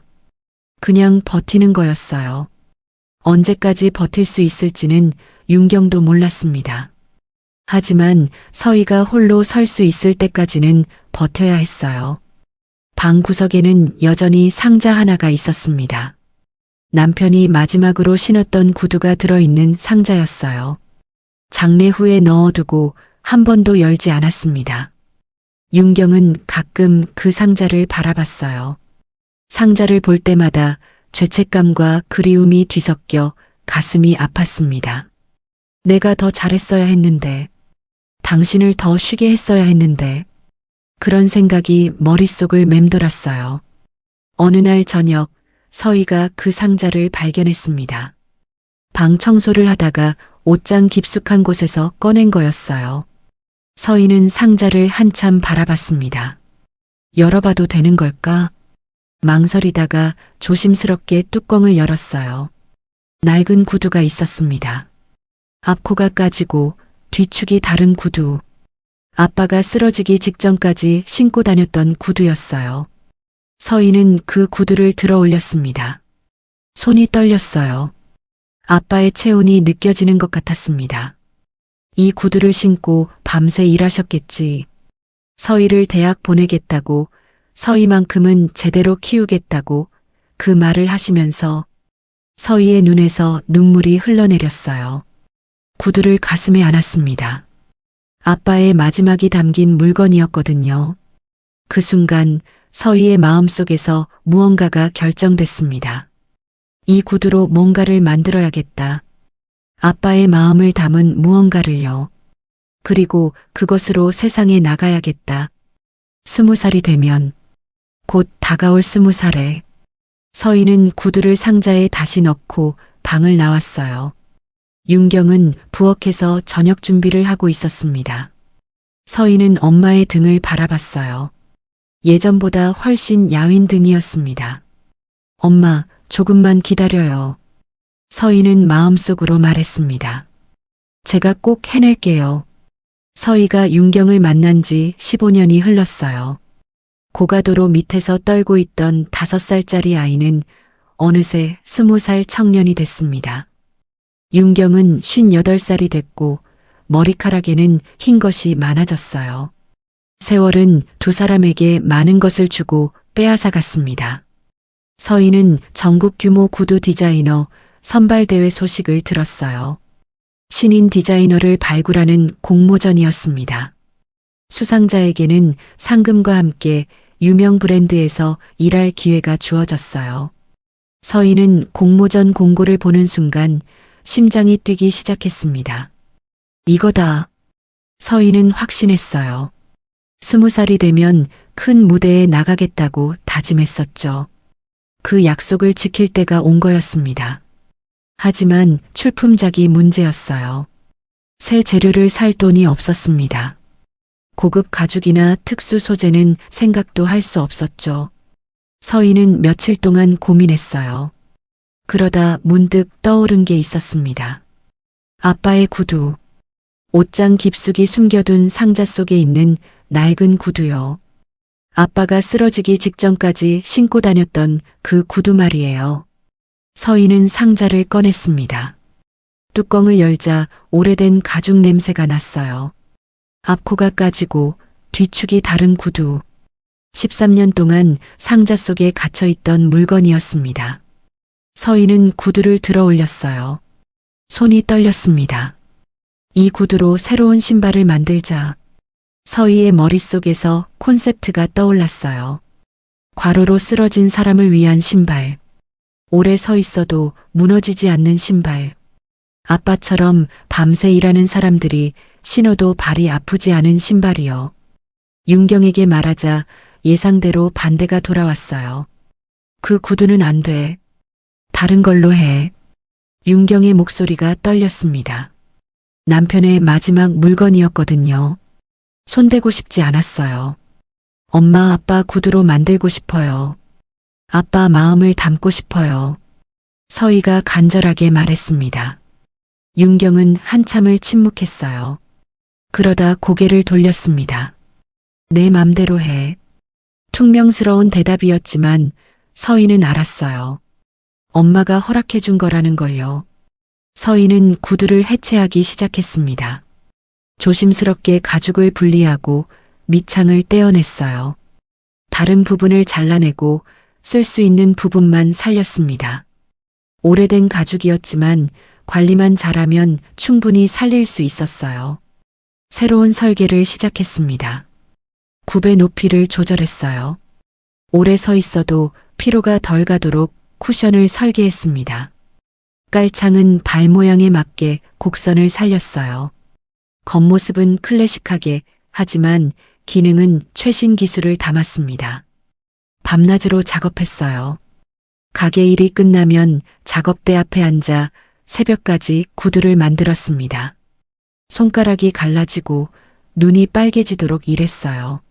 마감 기한이 다가올수록 서희의 움직임은 빨라졌습니다. 윤경은 그런 서희를 지켜봤어요. 반대하는 척했지만 사실 마음은 달랐습니다. 서희가 이 공모전에서 상을 받으면 좋겠다고 생각했어요. 서희의 꿈이 이루어지면 좋겠다고요. 마감 이틀 전 밤이었습니다. 서희가 작업대에서 잠깐 눈을 붙인 사이 윤경이 몰래 일어났어요. 작업대로 가서 구두를 살폈습니다. 거의 다 완성돼 있었지만 마무리 손질이 필요했어요. 가죽 끝 처리가 조금 거칠었고 바느질도 한두 군데 고쳐야 했습니다. 윤경은 바늘을 들었어요. 수십 년간 구두를 수선해온 손이었습니다. 능숙하게 바느질을 고쳤어요. 가죽 끝을 깔끔하게 정리하고 광택제로 표면을 닦았습니다. 새벽 4시가 넘어서야 손을 놓았어요. 다음 날 아침 서희가 구두를 보고 눈을 동그랗게 떴습니다. 엄마, 이거 엄마가 한 거예요? 윤경은 모른 척했어요. 뭐가? 난 모르는데. 하지만 서희는 알았습니다. 바느질 솜씨가 엄마 것이었거든요. 서희의 눈가가 촉촉해졌어요. 고마워요, 엄마. 됐어. 쓸데없는 소리 하지 말고 마무리나 해. 윤경은 퉁명스럽게 말하고 돌아섰지만 입가에 미소가 번지는 걸 숨기지 못했어요. 공모전 출품일이 됐습니다. 서희는 완성된 구두를 상자에 담았어요. 아빠의 낡은 구두가 새로운 작품으로 다시 태어났습니다. 콘셉트 설명서도 함께 넣었어요. 작품명은 무너지지 않는 발걸음이었습니다. 서희는 상자를 들고 접수처로 향했어요. 가슴이 두근거렸습니다. 이 작품이 어떻게 평가받을지 알 수 없었지만 최선을 다했다는 건 확실했어요. 며칠 뒤 심사가 시작됐습니다. 전국에서 수백 점의 작품이 출품됐어요. 심사위원들은 하나하나 꼼꼼하게 살펴봤습니다. 디자인, 기능성, 창의성, 완성도, 여러 기준으로 평가가 진행됐죠. 심사위원 중 한 명은 백채원이었습니다. 채원은 52살, 대한민국 수제화 업계의 거물이었어요. 그녀가 이끄는 샤인은 국내 최고의 명품 구두 브랜드였습니다. 채원은 까다롭기로 유명했어요. 쉽게 감탄하는 법이 없었죠. 채원이 서희의 작품 앞에 멈춰 섰습니다. 구두를 들어 올렸어요. 이리저리 살펴봤습니다.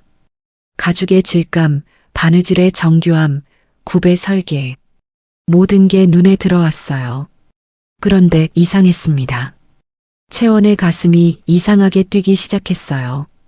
이 구두의 어떤 디테일이 마음을 건드렸습니다. 설명할 수 없는 감정이었어요.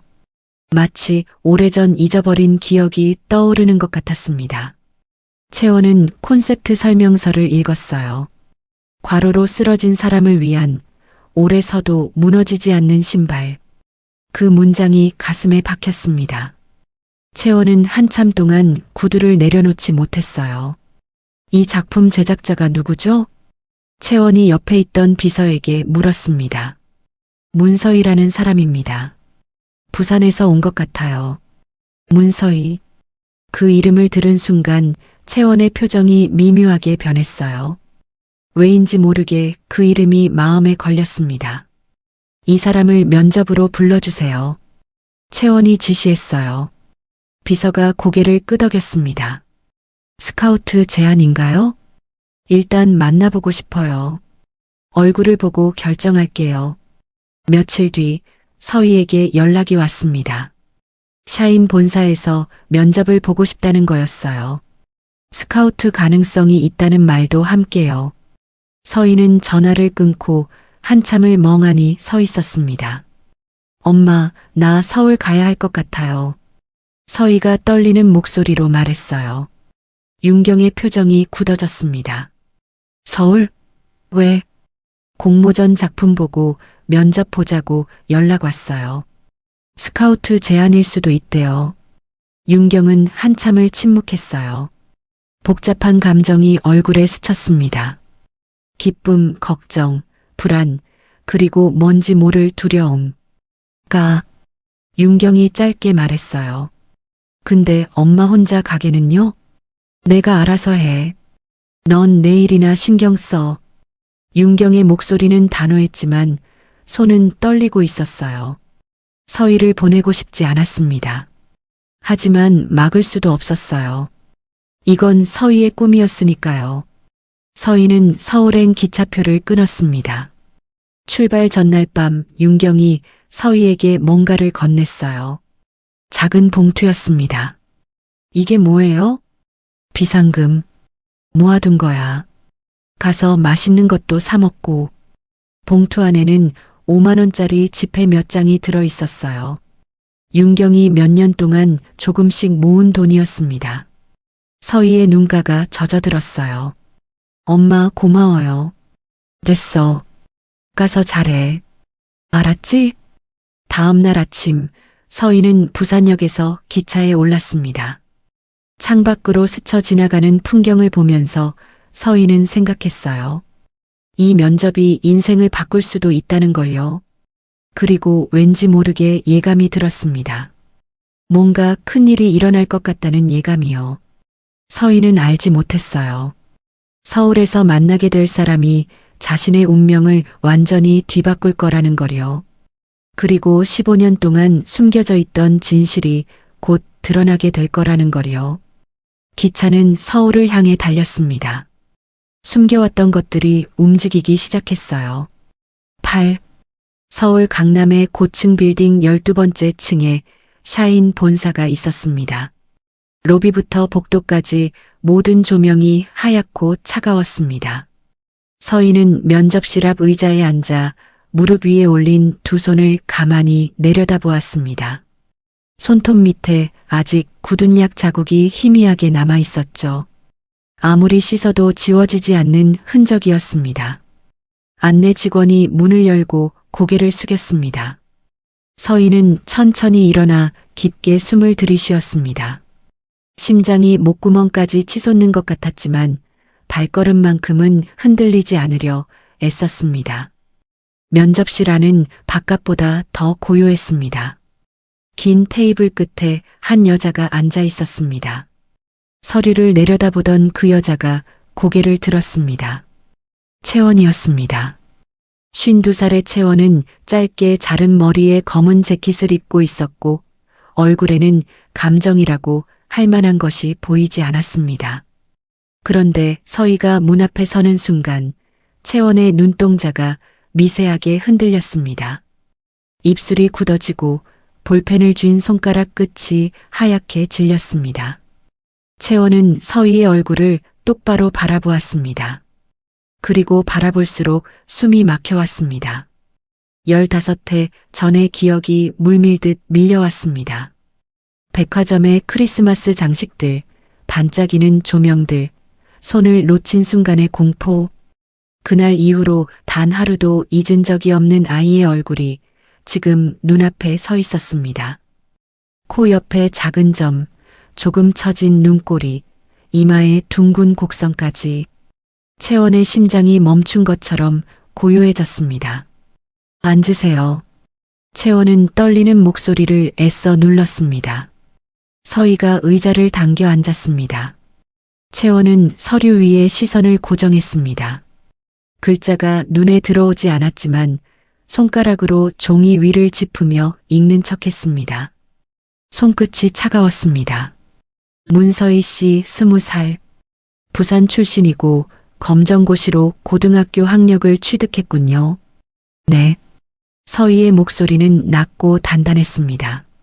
채원은 그 목소리를 들으며 가슴이 조여오는 것을 느꼈습니다. 이 아이가 정말 그 아이라면. 채원은 서류의 다음 장을 넘겼습니다. 보호자 란에 적힌 이름이 눈에 들어왔습니다. 오윤경. 그 이름을 보는 순간 채원의 머릿속에서 또 다른 기억이 스쳤습니다. 20년도 더 전의 일이었죠. 부산의 어느 재래시장, 좁은 골목 끝에 있던 작은 수선방. 무명 시절이었던 채원은 중요한 오디션을 앞두고 구두굽이 부러져 발을 동동 굴렀었습니다. 그때 한 여자가 구두를 받아들고 단 30분 만에 살려냈습니다.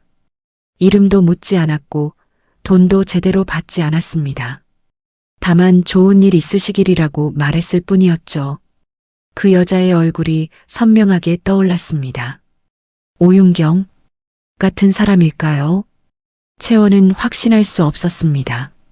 하지만 부산, 구두수선, 그리고 지금 이 아이. 모든 것이 한 점으로 모여드는 것 같았습니다. 이 작품을 만들게 된 계기가 뭔가요? 채원이 물었습니다. 서희는 잠시 생각하더니 입을 열었습니다. 아버지가 신던 구두였어요. 아버지는 대리운전과 퀵서비스를 하셨는데 10세 전 겨울에 돌아가셨어요. 과로였죠. 그 구두를 어머니가 버리지 않고 상자에 넣어두셨는데 저는 그걸 그냥 묵혀두기 싫었어요. 아버지의 발자국이 새로운 모양으로 다시 걸었으면 했어요. 채원은 아무 말도 하지 못했습니다. 서류를 쥔 손이 미세하게 떨렸습니다. 채원은 테이블 밑으로 손을 내려 무릎을 꽉 쥐었습니다. 감정을 들키면 안 됐습니다. 아직은 확인이 필요했습니다. 사실 채원은 15해 동안 아이를 찾아 헤맸습니다. 백화점 실종 당시는 크리스마스 시즌이었습니다. 수만 명의 인파가 뒤섞였고 층마다 동선이 엉켜 목격담조차 제각각이었죠. CCTV는 사각지대가 많았고 화질도 좋지 않았습니다. 결정적으로 매장별 저장 기간이 짧아서 며칠 뒤에는 이미 영상이 덮어 씌워진 상태였습니다. 채원은 전문 기관에 의뢰하고 사설 조사원을 고용하고 방송 프로그램에도 출연했습니다. 하지만 아이는 나타나지 않았습니다. 시간이 흐를수록 희망은 사라졌고 채원은 그 죄책감을 일로 묻었습니다. 성공해야만 했습니다.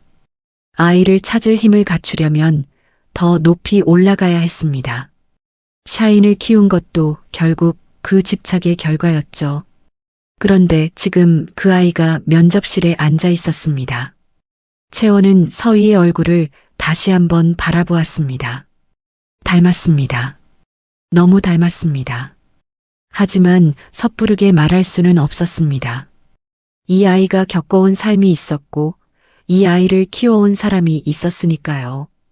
어머니 성함이 오윤경 씨라고 되어 있는데 혹시 부산에서 구두 수선을 하시나요? 서희는 고개를 끄덕였습니다.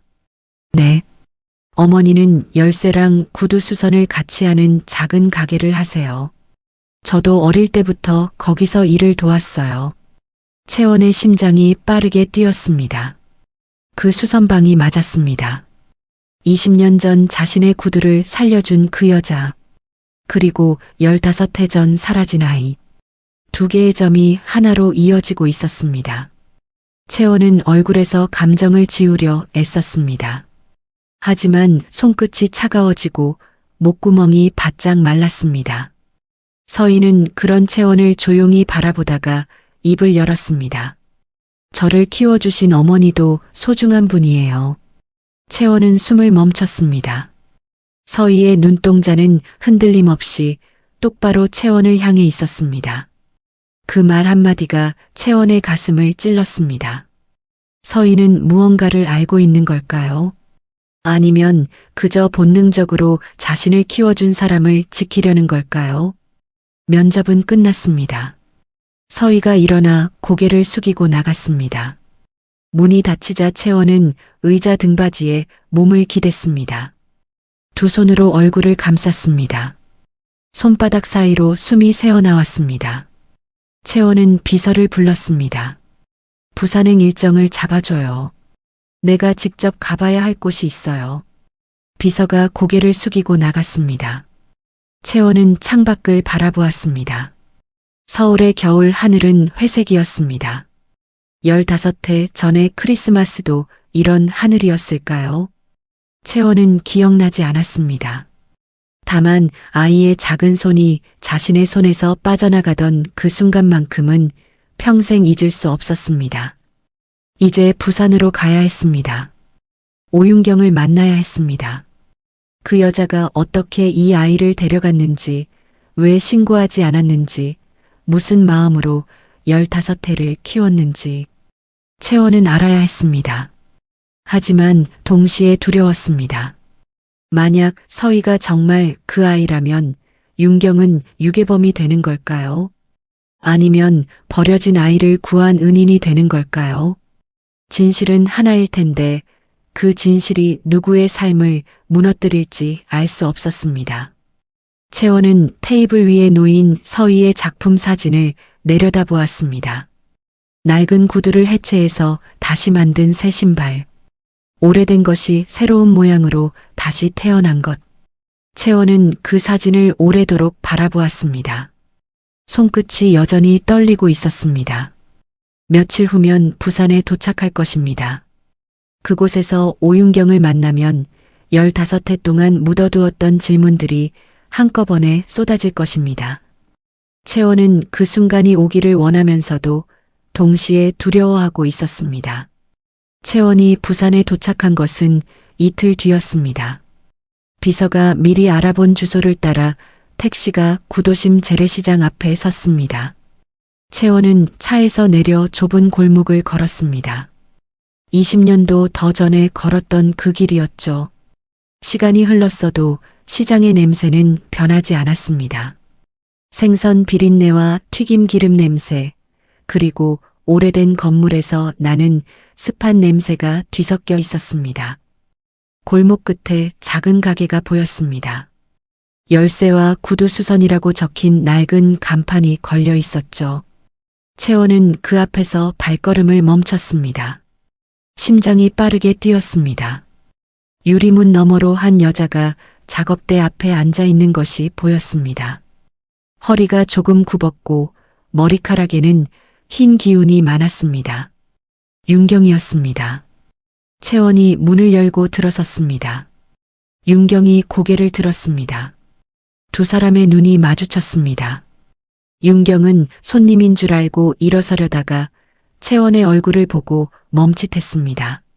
낯선 사람이 아니라는 것을 직감한 것이었죠. 오윤경 씨 맞으시죠? 채원의 목소리는 낮고 단단했습니다. 윤경은 천천히 고개를 끄덕였습니다. 채원은 가게 안을 둘러보았습니다. 좁은 공간에 열쇠 복사 기계와 구두 수선 도구들이 빼곡하게 놓여 있었습니다. 구석에는 낡은 신발들이 쌓여 있었고 벽에는 오래된 달력이 걸려 있었습니다. 저는 백채원입니다. 샤인 대표예요. 윤경의 눈이 흔들렸습니다. 그 이름을 들어본 적이 있었습니다. 서희가 면접을 본 회사의 대표. 왜 그 사람이 여기까지 왔을까요? 윤경은 불안한 마음을 숨기며 의자에서 일어섰습니다. 무슨 일로 오셨어요? 채원은 대답 대신 가방에서 서류 봉투를 꺼냈습니다. 그 안에는 서희의 이력서와 신상 기록, 그리고 15해 전 백화점 실종 사건 당시의 자료들이 들어 있었습니다. 채원은 그것을 작업대 위에 올려놓았습니다. 문서희가 제 딸입니다. 윤경의 얼굴이 하얗게 질렸습니다. 손이 떨리기 시작했습니다. 채원은 윤경의 반응을 지켜보며 입술을 굳게 다물었습니다. 분노가 치밀어 올랐지만 아직은 참아야 했습니다. 15해 전 크리스마스에 백화점에서 제 딸이 사라졌어요. 5살이었죠. 그 아이를 당신이 데려간 거 맞죠? 윤경은 아무 말도 하지 못했습니다. 입술이 바르르 떨렸습니다. 채원의 눈에 눈물이 고이기 시작했지만 그녀는 울지 않으려고 이를 악물었습니다. 왜 신고하지 않았어요? 왜 15해 동안 숨겼어요? 그게 범죄인 거 알잖아요. 윤경은 고개를 숙였습니다. 변명할 말이 없었습니다. 아니, 변명할 수 없었습니다. 그날 새벽 고가도로에서 그 아이를 안았을 때 윤경은 신고해야 한다는 것을 알고 있었습니다. 하지만 하루가 이틀이 되고 이틀이 한 달이 되고 한 달이 1년이 되었습니다. 시간이 흐를수록 돌이킬 수 없게 되었죠.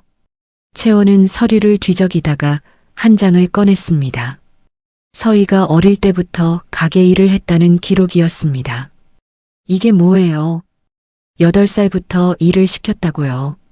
가난하다고 애를 일꾼으로 부려먹은 거예요. 채원의 목소리가 높아졌습니다. 분노가 폭발하기 직전이었습니다. 윤경은 여전히 고개를 숙인 채 아무 말도 하지 않았습니다. 서희 앞에서 이 이야기가 나오면 상처가 될까봐 두려웠습니다. 그래서 반박하지 못했습니다. 바로 그때 가게 문이 열렸습니다. 서희였습니다.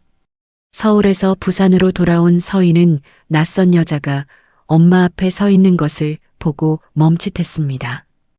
그리고 그 여자가 면접 때 만났던 채원이라는 것을 알아보았습니다. 왜 여기 계세요? 서희의 목소리는 경계심으로 가득 차 있었습니다. 채원은 서희를 바라보았습니다. 15해 만에 다시 마주한 딸. 하지만 그 딸은 자신을 모르는 눈으로 바라보고 있었습니다. 서희야, 나는 엄마한테 왜 그래요? 무슨 일이에요? 서희는 채원의 말을 끊고 윤경 앞으로 다가갔습니다. 윤경의 어깨를 감싸며 채원을 마주 보았습니다. 채원은 그 모습을 보며 가슴이 찢어지는 것 같았습니다. 이 사람이 널 어릴 때부터 일 시켰다며 8살부터 가게 일을 했다고. 서희의 눈이 커졌습니다. 그리고 곧 단호한 표정으로 변했습니다. 엄마가 시켜서 한 게 아니에요. 제가 하겠다고 한 거예요. 아빠가 돌아가시고 엄마 혼자 힘들어하는 거 보기 싫었어요. 그래서 제가 먼저 돕겠다고 했어요. 채원은 흔들렸습니다. 서희의 눈빛이 너무 진지했습니다. 거짓말을 하는 눈이 아니었습니다.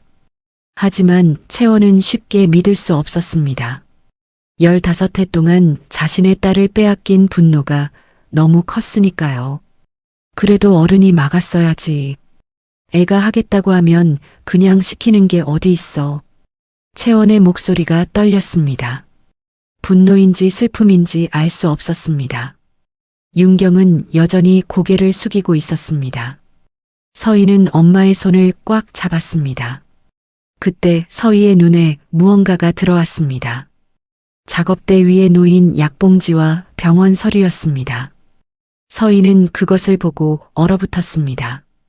유방암 검사 일정과 항암 치료 스케줄이 적혀 있었습니다.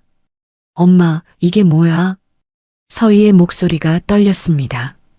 윤경은 황급히 그 서류를 치우려 했지만 이미 늦었습니다. 채원도 그것을 보았습니다. 가게 안에 무거운 침묵이 내려앉았습니다. 엄마 아프면서 왜 말 안 했어? 왜 나한테 숨겼어? 서희의 눈에서 눈물이 흘러내렸습니다. 윤경은 처음으로 고개를 들었습니다. 딸의 얼굴을 바라보았습니다. 그리고 천천히 입을 열었습니다. 아픈 모습은 한 번도 보여주기 싫었어. 윤경의 목소리는 낮고 갈라져 있었습니다. 눈가에 주름이 깊게 패여 있었고 볼은 움푹 파여 있었습니다. 15해 동안 숨겨온 것들이 한꺼번에 쏟아져 나오려 하고 있었습니다. 내 아빠도 과로로 잃었잖아. 나까지 아프면 내가 무너질까봐 무서웠어. 그래서 숨겼어. 아프다는 말 한 번 못하고 살았어. 윤경의 눈에서 눈물이 흘렀습니다. 서희는 엄마를 안았습니다. 두 사람은 좁은 가게 안에서 서로를 붙잡고 울었습니다. 너한테 일을 가르친 건 부려먹으려고 한 게 아니야. 윤경이 떨리는 목소리로 말했습니다. 나 없이도 혼자 살아갈 수 있게 해주고 싶었어. 내가 언제 쓰러질지 몰랐으니까. 그래서 가르친 거야. 구두 수선하는 법, 열쇠 만드는 법, 돈 세는 법. 다 너 혼자 살라고 가르친 거야. 채원은 그 말을 듣고 멈칫했습니다. 분노로 가득 찼던 마음에 균열이 생겼습니다. 윤경의 눈물, 서희의 오열, 그리고 좁은 가게에 쌓인 세월의 무게. 채원은 그것들을 바라보며 자신의 오해를 깨달았습니다.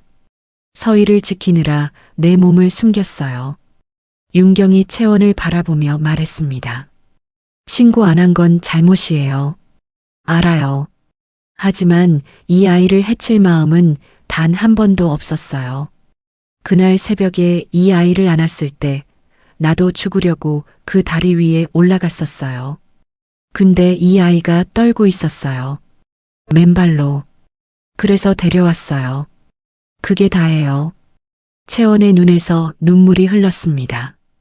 15해 동안 품어왔던 분노가 슬픔으로 바뀌고 있었습니다. 그리고 문득 오래된 기억이 떠올랐습니다. 혹시 20년쯤 전에 여기서 구두 수선해 주신 적 있어요? 굽이 부러진 검은 구두. 30분 만에 살려주셨는데. 윤경은 고개를 갸웃했습니다. 기억나지 않았습니다. 수십 년간 수천 켤레의 구두를 고쳤으니까요. 그때 당신이 해준 말이 있어요. 좋은 일 있으시길. 그 말 듣고 오디션 갔는데 붙었어요. 그게 제 첫 기회였어요. 채원의 목소리가 떨렸습니다. 그때 내 구두를 살린 사람이 당신이었구나. 그리고 내 딸도 살린 거구나. 윤경은 아무 말도 하지 못했습니다. 다만 눈물만 흘렀습니다. 채원도 울었습니다. 서희는 두 사람을 번갈아 바라보았습니다. 그리고 천천히 입을 열었습니다. 저는 이 엄마도 제 엄마예요. 낳아주신 분도 소중하지만 키워주신 분도 소중해요. 서희의 목소리는 떨렸지만 단단했습니다. 채원은 그 말을 듣고 고개를 끄덕였습니다. 더 이상 싸울 힘이 없었습니다. 아니, 싸울 이유가 사라졌습니다. 가게 안에는 세 사람의 울음소리만 남았습니다. 좁은 공간에 15회의 시간이 응축되어 있었습니다. 오해와 분노, 죄책감과 두려움, 그리고 사랑. 모든 것이 뒤섞여 눈물이 되어 흘렀습니다. 그날 밤 세 사람은 가게 안에서 오랫동안 말이 없었습니다. 울음이 멈춘 뒤에도 무거운 공기가 가라앉지 않았죠. 채원은 작업대 옆 낡은 의자에 앉아 있었고 윤경은 구석에 서서 손을 비비고 있었습니다. 서희는 두 사람 사이에 서서 어디를 봐야 할지 몰라 시선을 떨구고 있었습니다. 채원이 먼저 입을 열었습니다. 유전자 검사를 했어요. 결과가 나왔는데 서희가 제 딸이 맞아요. 윤경의 어깨가 움찔했습니다. 알고 있었지만 공식적으로 확인되니 가슴이 무너지는 것 같았습니다. 15해 동안 키워온 아이가 다른 사람의 딸이라는 사실.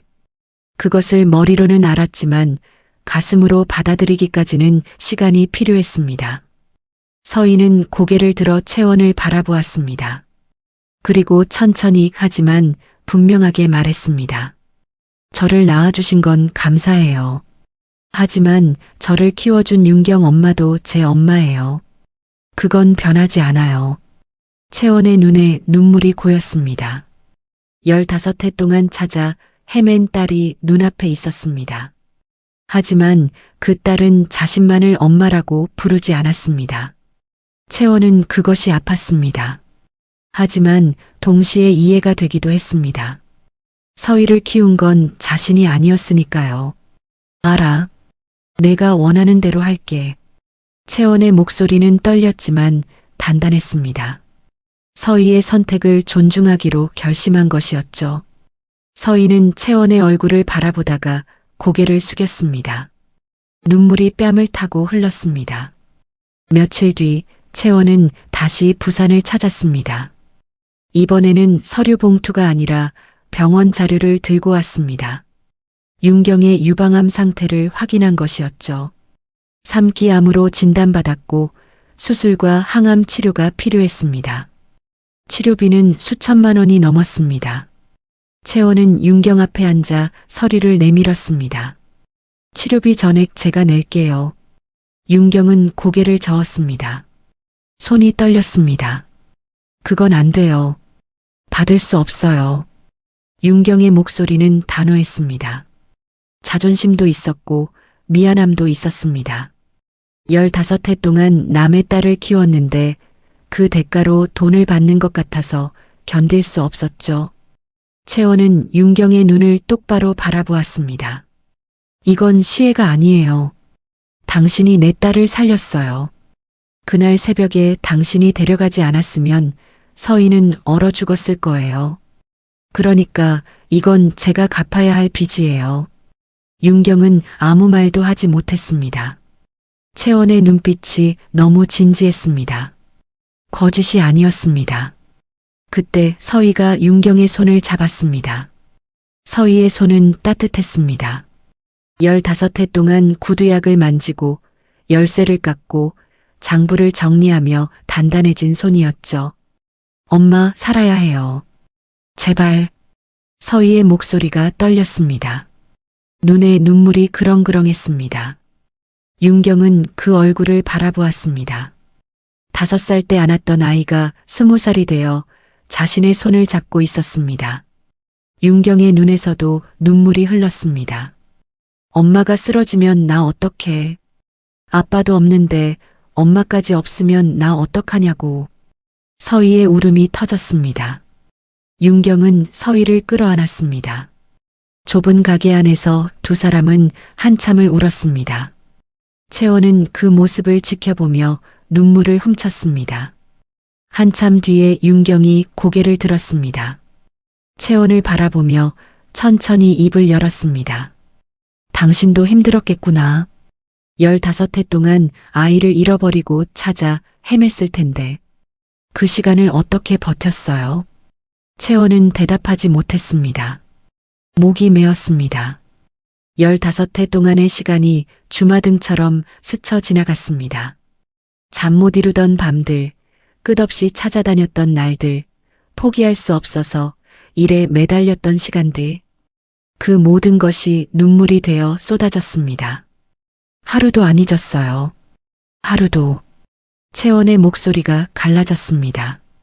윤경은 그 모습을 보며 가슴이 아팠습니다. 자신이 서희를 데려간 그 순간부터 이 여자는 지옥 같은 시간을 보냈을 것입니다. 윤경은 천천히 고개를 숙였습니다. 미안해요. 정말 미안해요. 채원은 고개를 저었습니다. 그리고 오히려 윤경에게 고개를 숙였습니다. 당신이 내 딸을 살렸어요. 그게 사실이에요. 고마워요. 가게 안에 무거운 침묵이 흘렀습니다. 하지만 이번 침묵은 이전과 달랐습니다. 분노와 오해가 사라진 자리에 이해와 감사가 채워지고 있었죠. 서희가 두 사람의 손을 각각 잡았습니다. 왼손에는 윤경의 손을, 오른손에는 채원의 손을. 서희는 두 사람을 번갈아 바라보며 말했습니다. 둘 다 내 가족이에요. 낳아준 엄마도 키워준 엄마도. 저는 둘 다 버리지 않을 거예요. 채원과 윤경은 서희의 얼굴을 바라보았습니다. 20살의 서희는 더 이상 어린아이가 아니었습니다. 15해의 시간이 이 아이를 단단하게 키웠습니다. 며칠 뒤 세 사람은 부산의 한 병원 로비에 앉아 있었습니다. 윤경의 첫 번째 항암 치료가 예정된 날이었죠. 윤경은 초조한 표정으로 손을 비비고 있었습니다. 평생 병원이라고는 남편이 쓰러졌을 때밖에 가본 적이 없었으니까요. 채원이 윤경 옆에 앉았습니다. 치료 끝나면 서울에 올 일 있으면 연락해요. 머물 곳 마련해 둘게요. 윤경은 고개를 저었습니다. 서울은 멀어요. 나는 여기가 좋아요. 채원은 미소 지었습니다. 쓸쓸한 미소였지만 원망은 없었습니다. 서희가 두 사람 사이에 앉았습니다. 서희는 채원을 바라보며 말했습니다. 공모전 수상하면 샤인에서 일할 수 있는 거죠. 채원이 고개를 끄덕였습니다. 그래, 내가 원하면. 서희는 잠시 생각하다가 말했습니다. 일단 엄마 치료 끝날 때까지는 부산에 있을 거예요. 그 다음에 결정할게요. 채원은 서희의 어깨를 가만히 잡았습니다. 원하는 길을 가. 내가 기다릴게. 윤경도 서희의 손을 잡았습니다. 돌아올 곳은 여기야. 언제든 돌아와. 서희는 두 사람의 손을 꽉 쥐었습니다. 눈물이 났지만 이번에는 슬픈 눈물이 아니었습니다. 간호사가 윤경의 이름을 불렀습니다. 윤경이 일어서려는데 다리가 떨렸습니다. 서희가 얼른 일어나 윤경의 팔을 잡았습니다. 채원도 반대쪽 팔을 잡았습니다. 세 사람은 함께 치료실 앞까지 걸어갔습니다. 치료실 문 앞에서 윤경이 멈춰섰습니다. 두려운 얼굴이었습니다. 서희가 윤경의 손을 꼭 잡았습니다. 같이 걷자, 엄마. 이제부터는 같이 걷자. 윤경의 눈에서 눈물이 흘렀습니다. 고개를 끄덕였습니다. 채원도 윤경의 등을 가만히 두드렸습니다. 혼자 아니에요. 우리가 있어요. 윤경은 두 사람을 번갈아 바라보았습니다. 15해 전 새벽 고가도로 위에서 죽으려고 했던 자신이 떠올랐습니다. 그때 작은 아이 하나가 자신을 살렸습니다. 그리고 지금 그 아이가 자란 모습으로 자신의 손을 잡고 있었습니다. 윤경은 깊게 숨을 들이쉬었습니다. 그리고 치료실 문을 열었습니다. 서희와 채원은 문 앞 의자에 나란히 앉았습니다. 두 사람은 말없이 문을 바라보았습니다. 한참 뒤에 서희가 조용히 말했습니다. 15해 전에 엄마가 나를 안아줬어요. 맨발로 떨고 있던 나를요. 그때 엄마도 죽으려고 했대요. 근데 나 때문에 살았대요. 채원은 아무 말 없이 서희의 말을 들었습니다. 그래서 이번엔 내가 엄마를 살릴 거예요. 그게 내가 할 일이에요. 채원은 서희의 어깨를 감싸 안았습니다. 서희는 채원의 품에 기댔습니다. 두 사람은 치료실 문이 열릴 때까지 그렇게 앉아 있었습니다. 병원 창밖으로 부산의 겨울 하늘이 보였습니다. 회색빛 구름 사이로 햇살이 비치고 있었습니다. 15해 전의 겨울도 이랬을까요? 아무도 몰랐습니다. 다만 지금 이 순간 세 사람은 함께였습니다. 그것만이 확실했습니다. 치료는 6개월이 걸릴 예정이었습니다. 긴 시간이었죠. 하지만 서희는 두렵지 않았습니다. 혼자가 아니었으니까요. 2명의 엄마가 있었고 2명의 엄마 모두 자신의 가족이었습니다.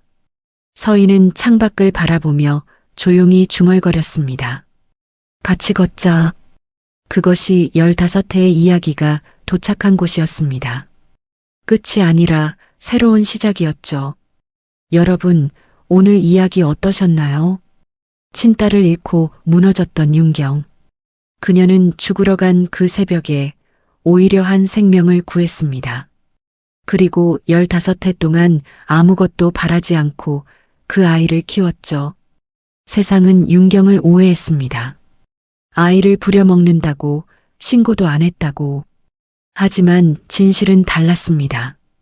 윤경은 아픈 몸을 숨기면서까지 서희가 혼자 살아갈 힘을 길러주고 있었던 거예요. 사랑은 말로 하는 게 아닙니다. 묵묵히 곁을 지키는 것, 그게 진짜 사랑이에요. 살다 보면 오해받을 때가 있습니다. 진심이 전해지지 않아 억울할 때도 있죠. 하지만 포기하지 마세요. 진심은 시간이 걸려도 반드시 통합니다. 그리고 여러분, 지금 곁에 있는 사람을 꼭 안아주세요. 내일은 약속된 게 아니니까요. 오늘 할 수 있는 말, 오늘 하세요. 혹시 여러분도 묵묵히 지켜봐 준 사람이 있으신가요?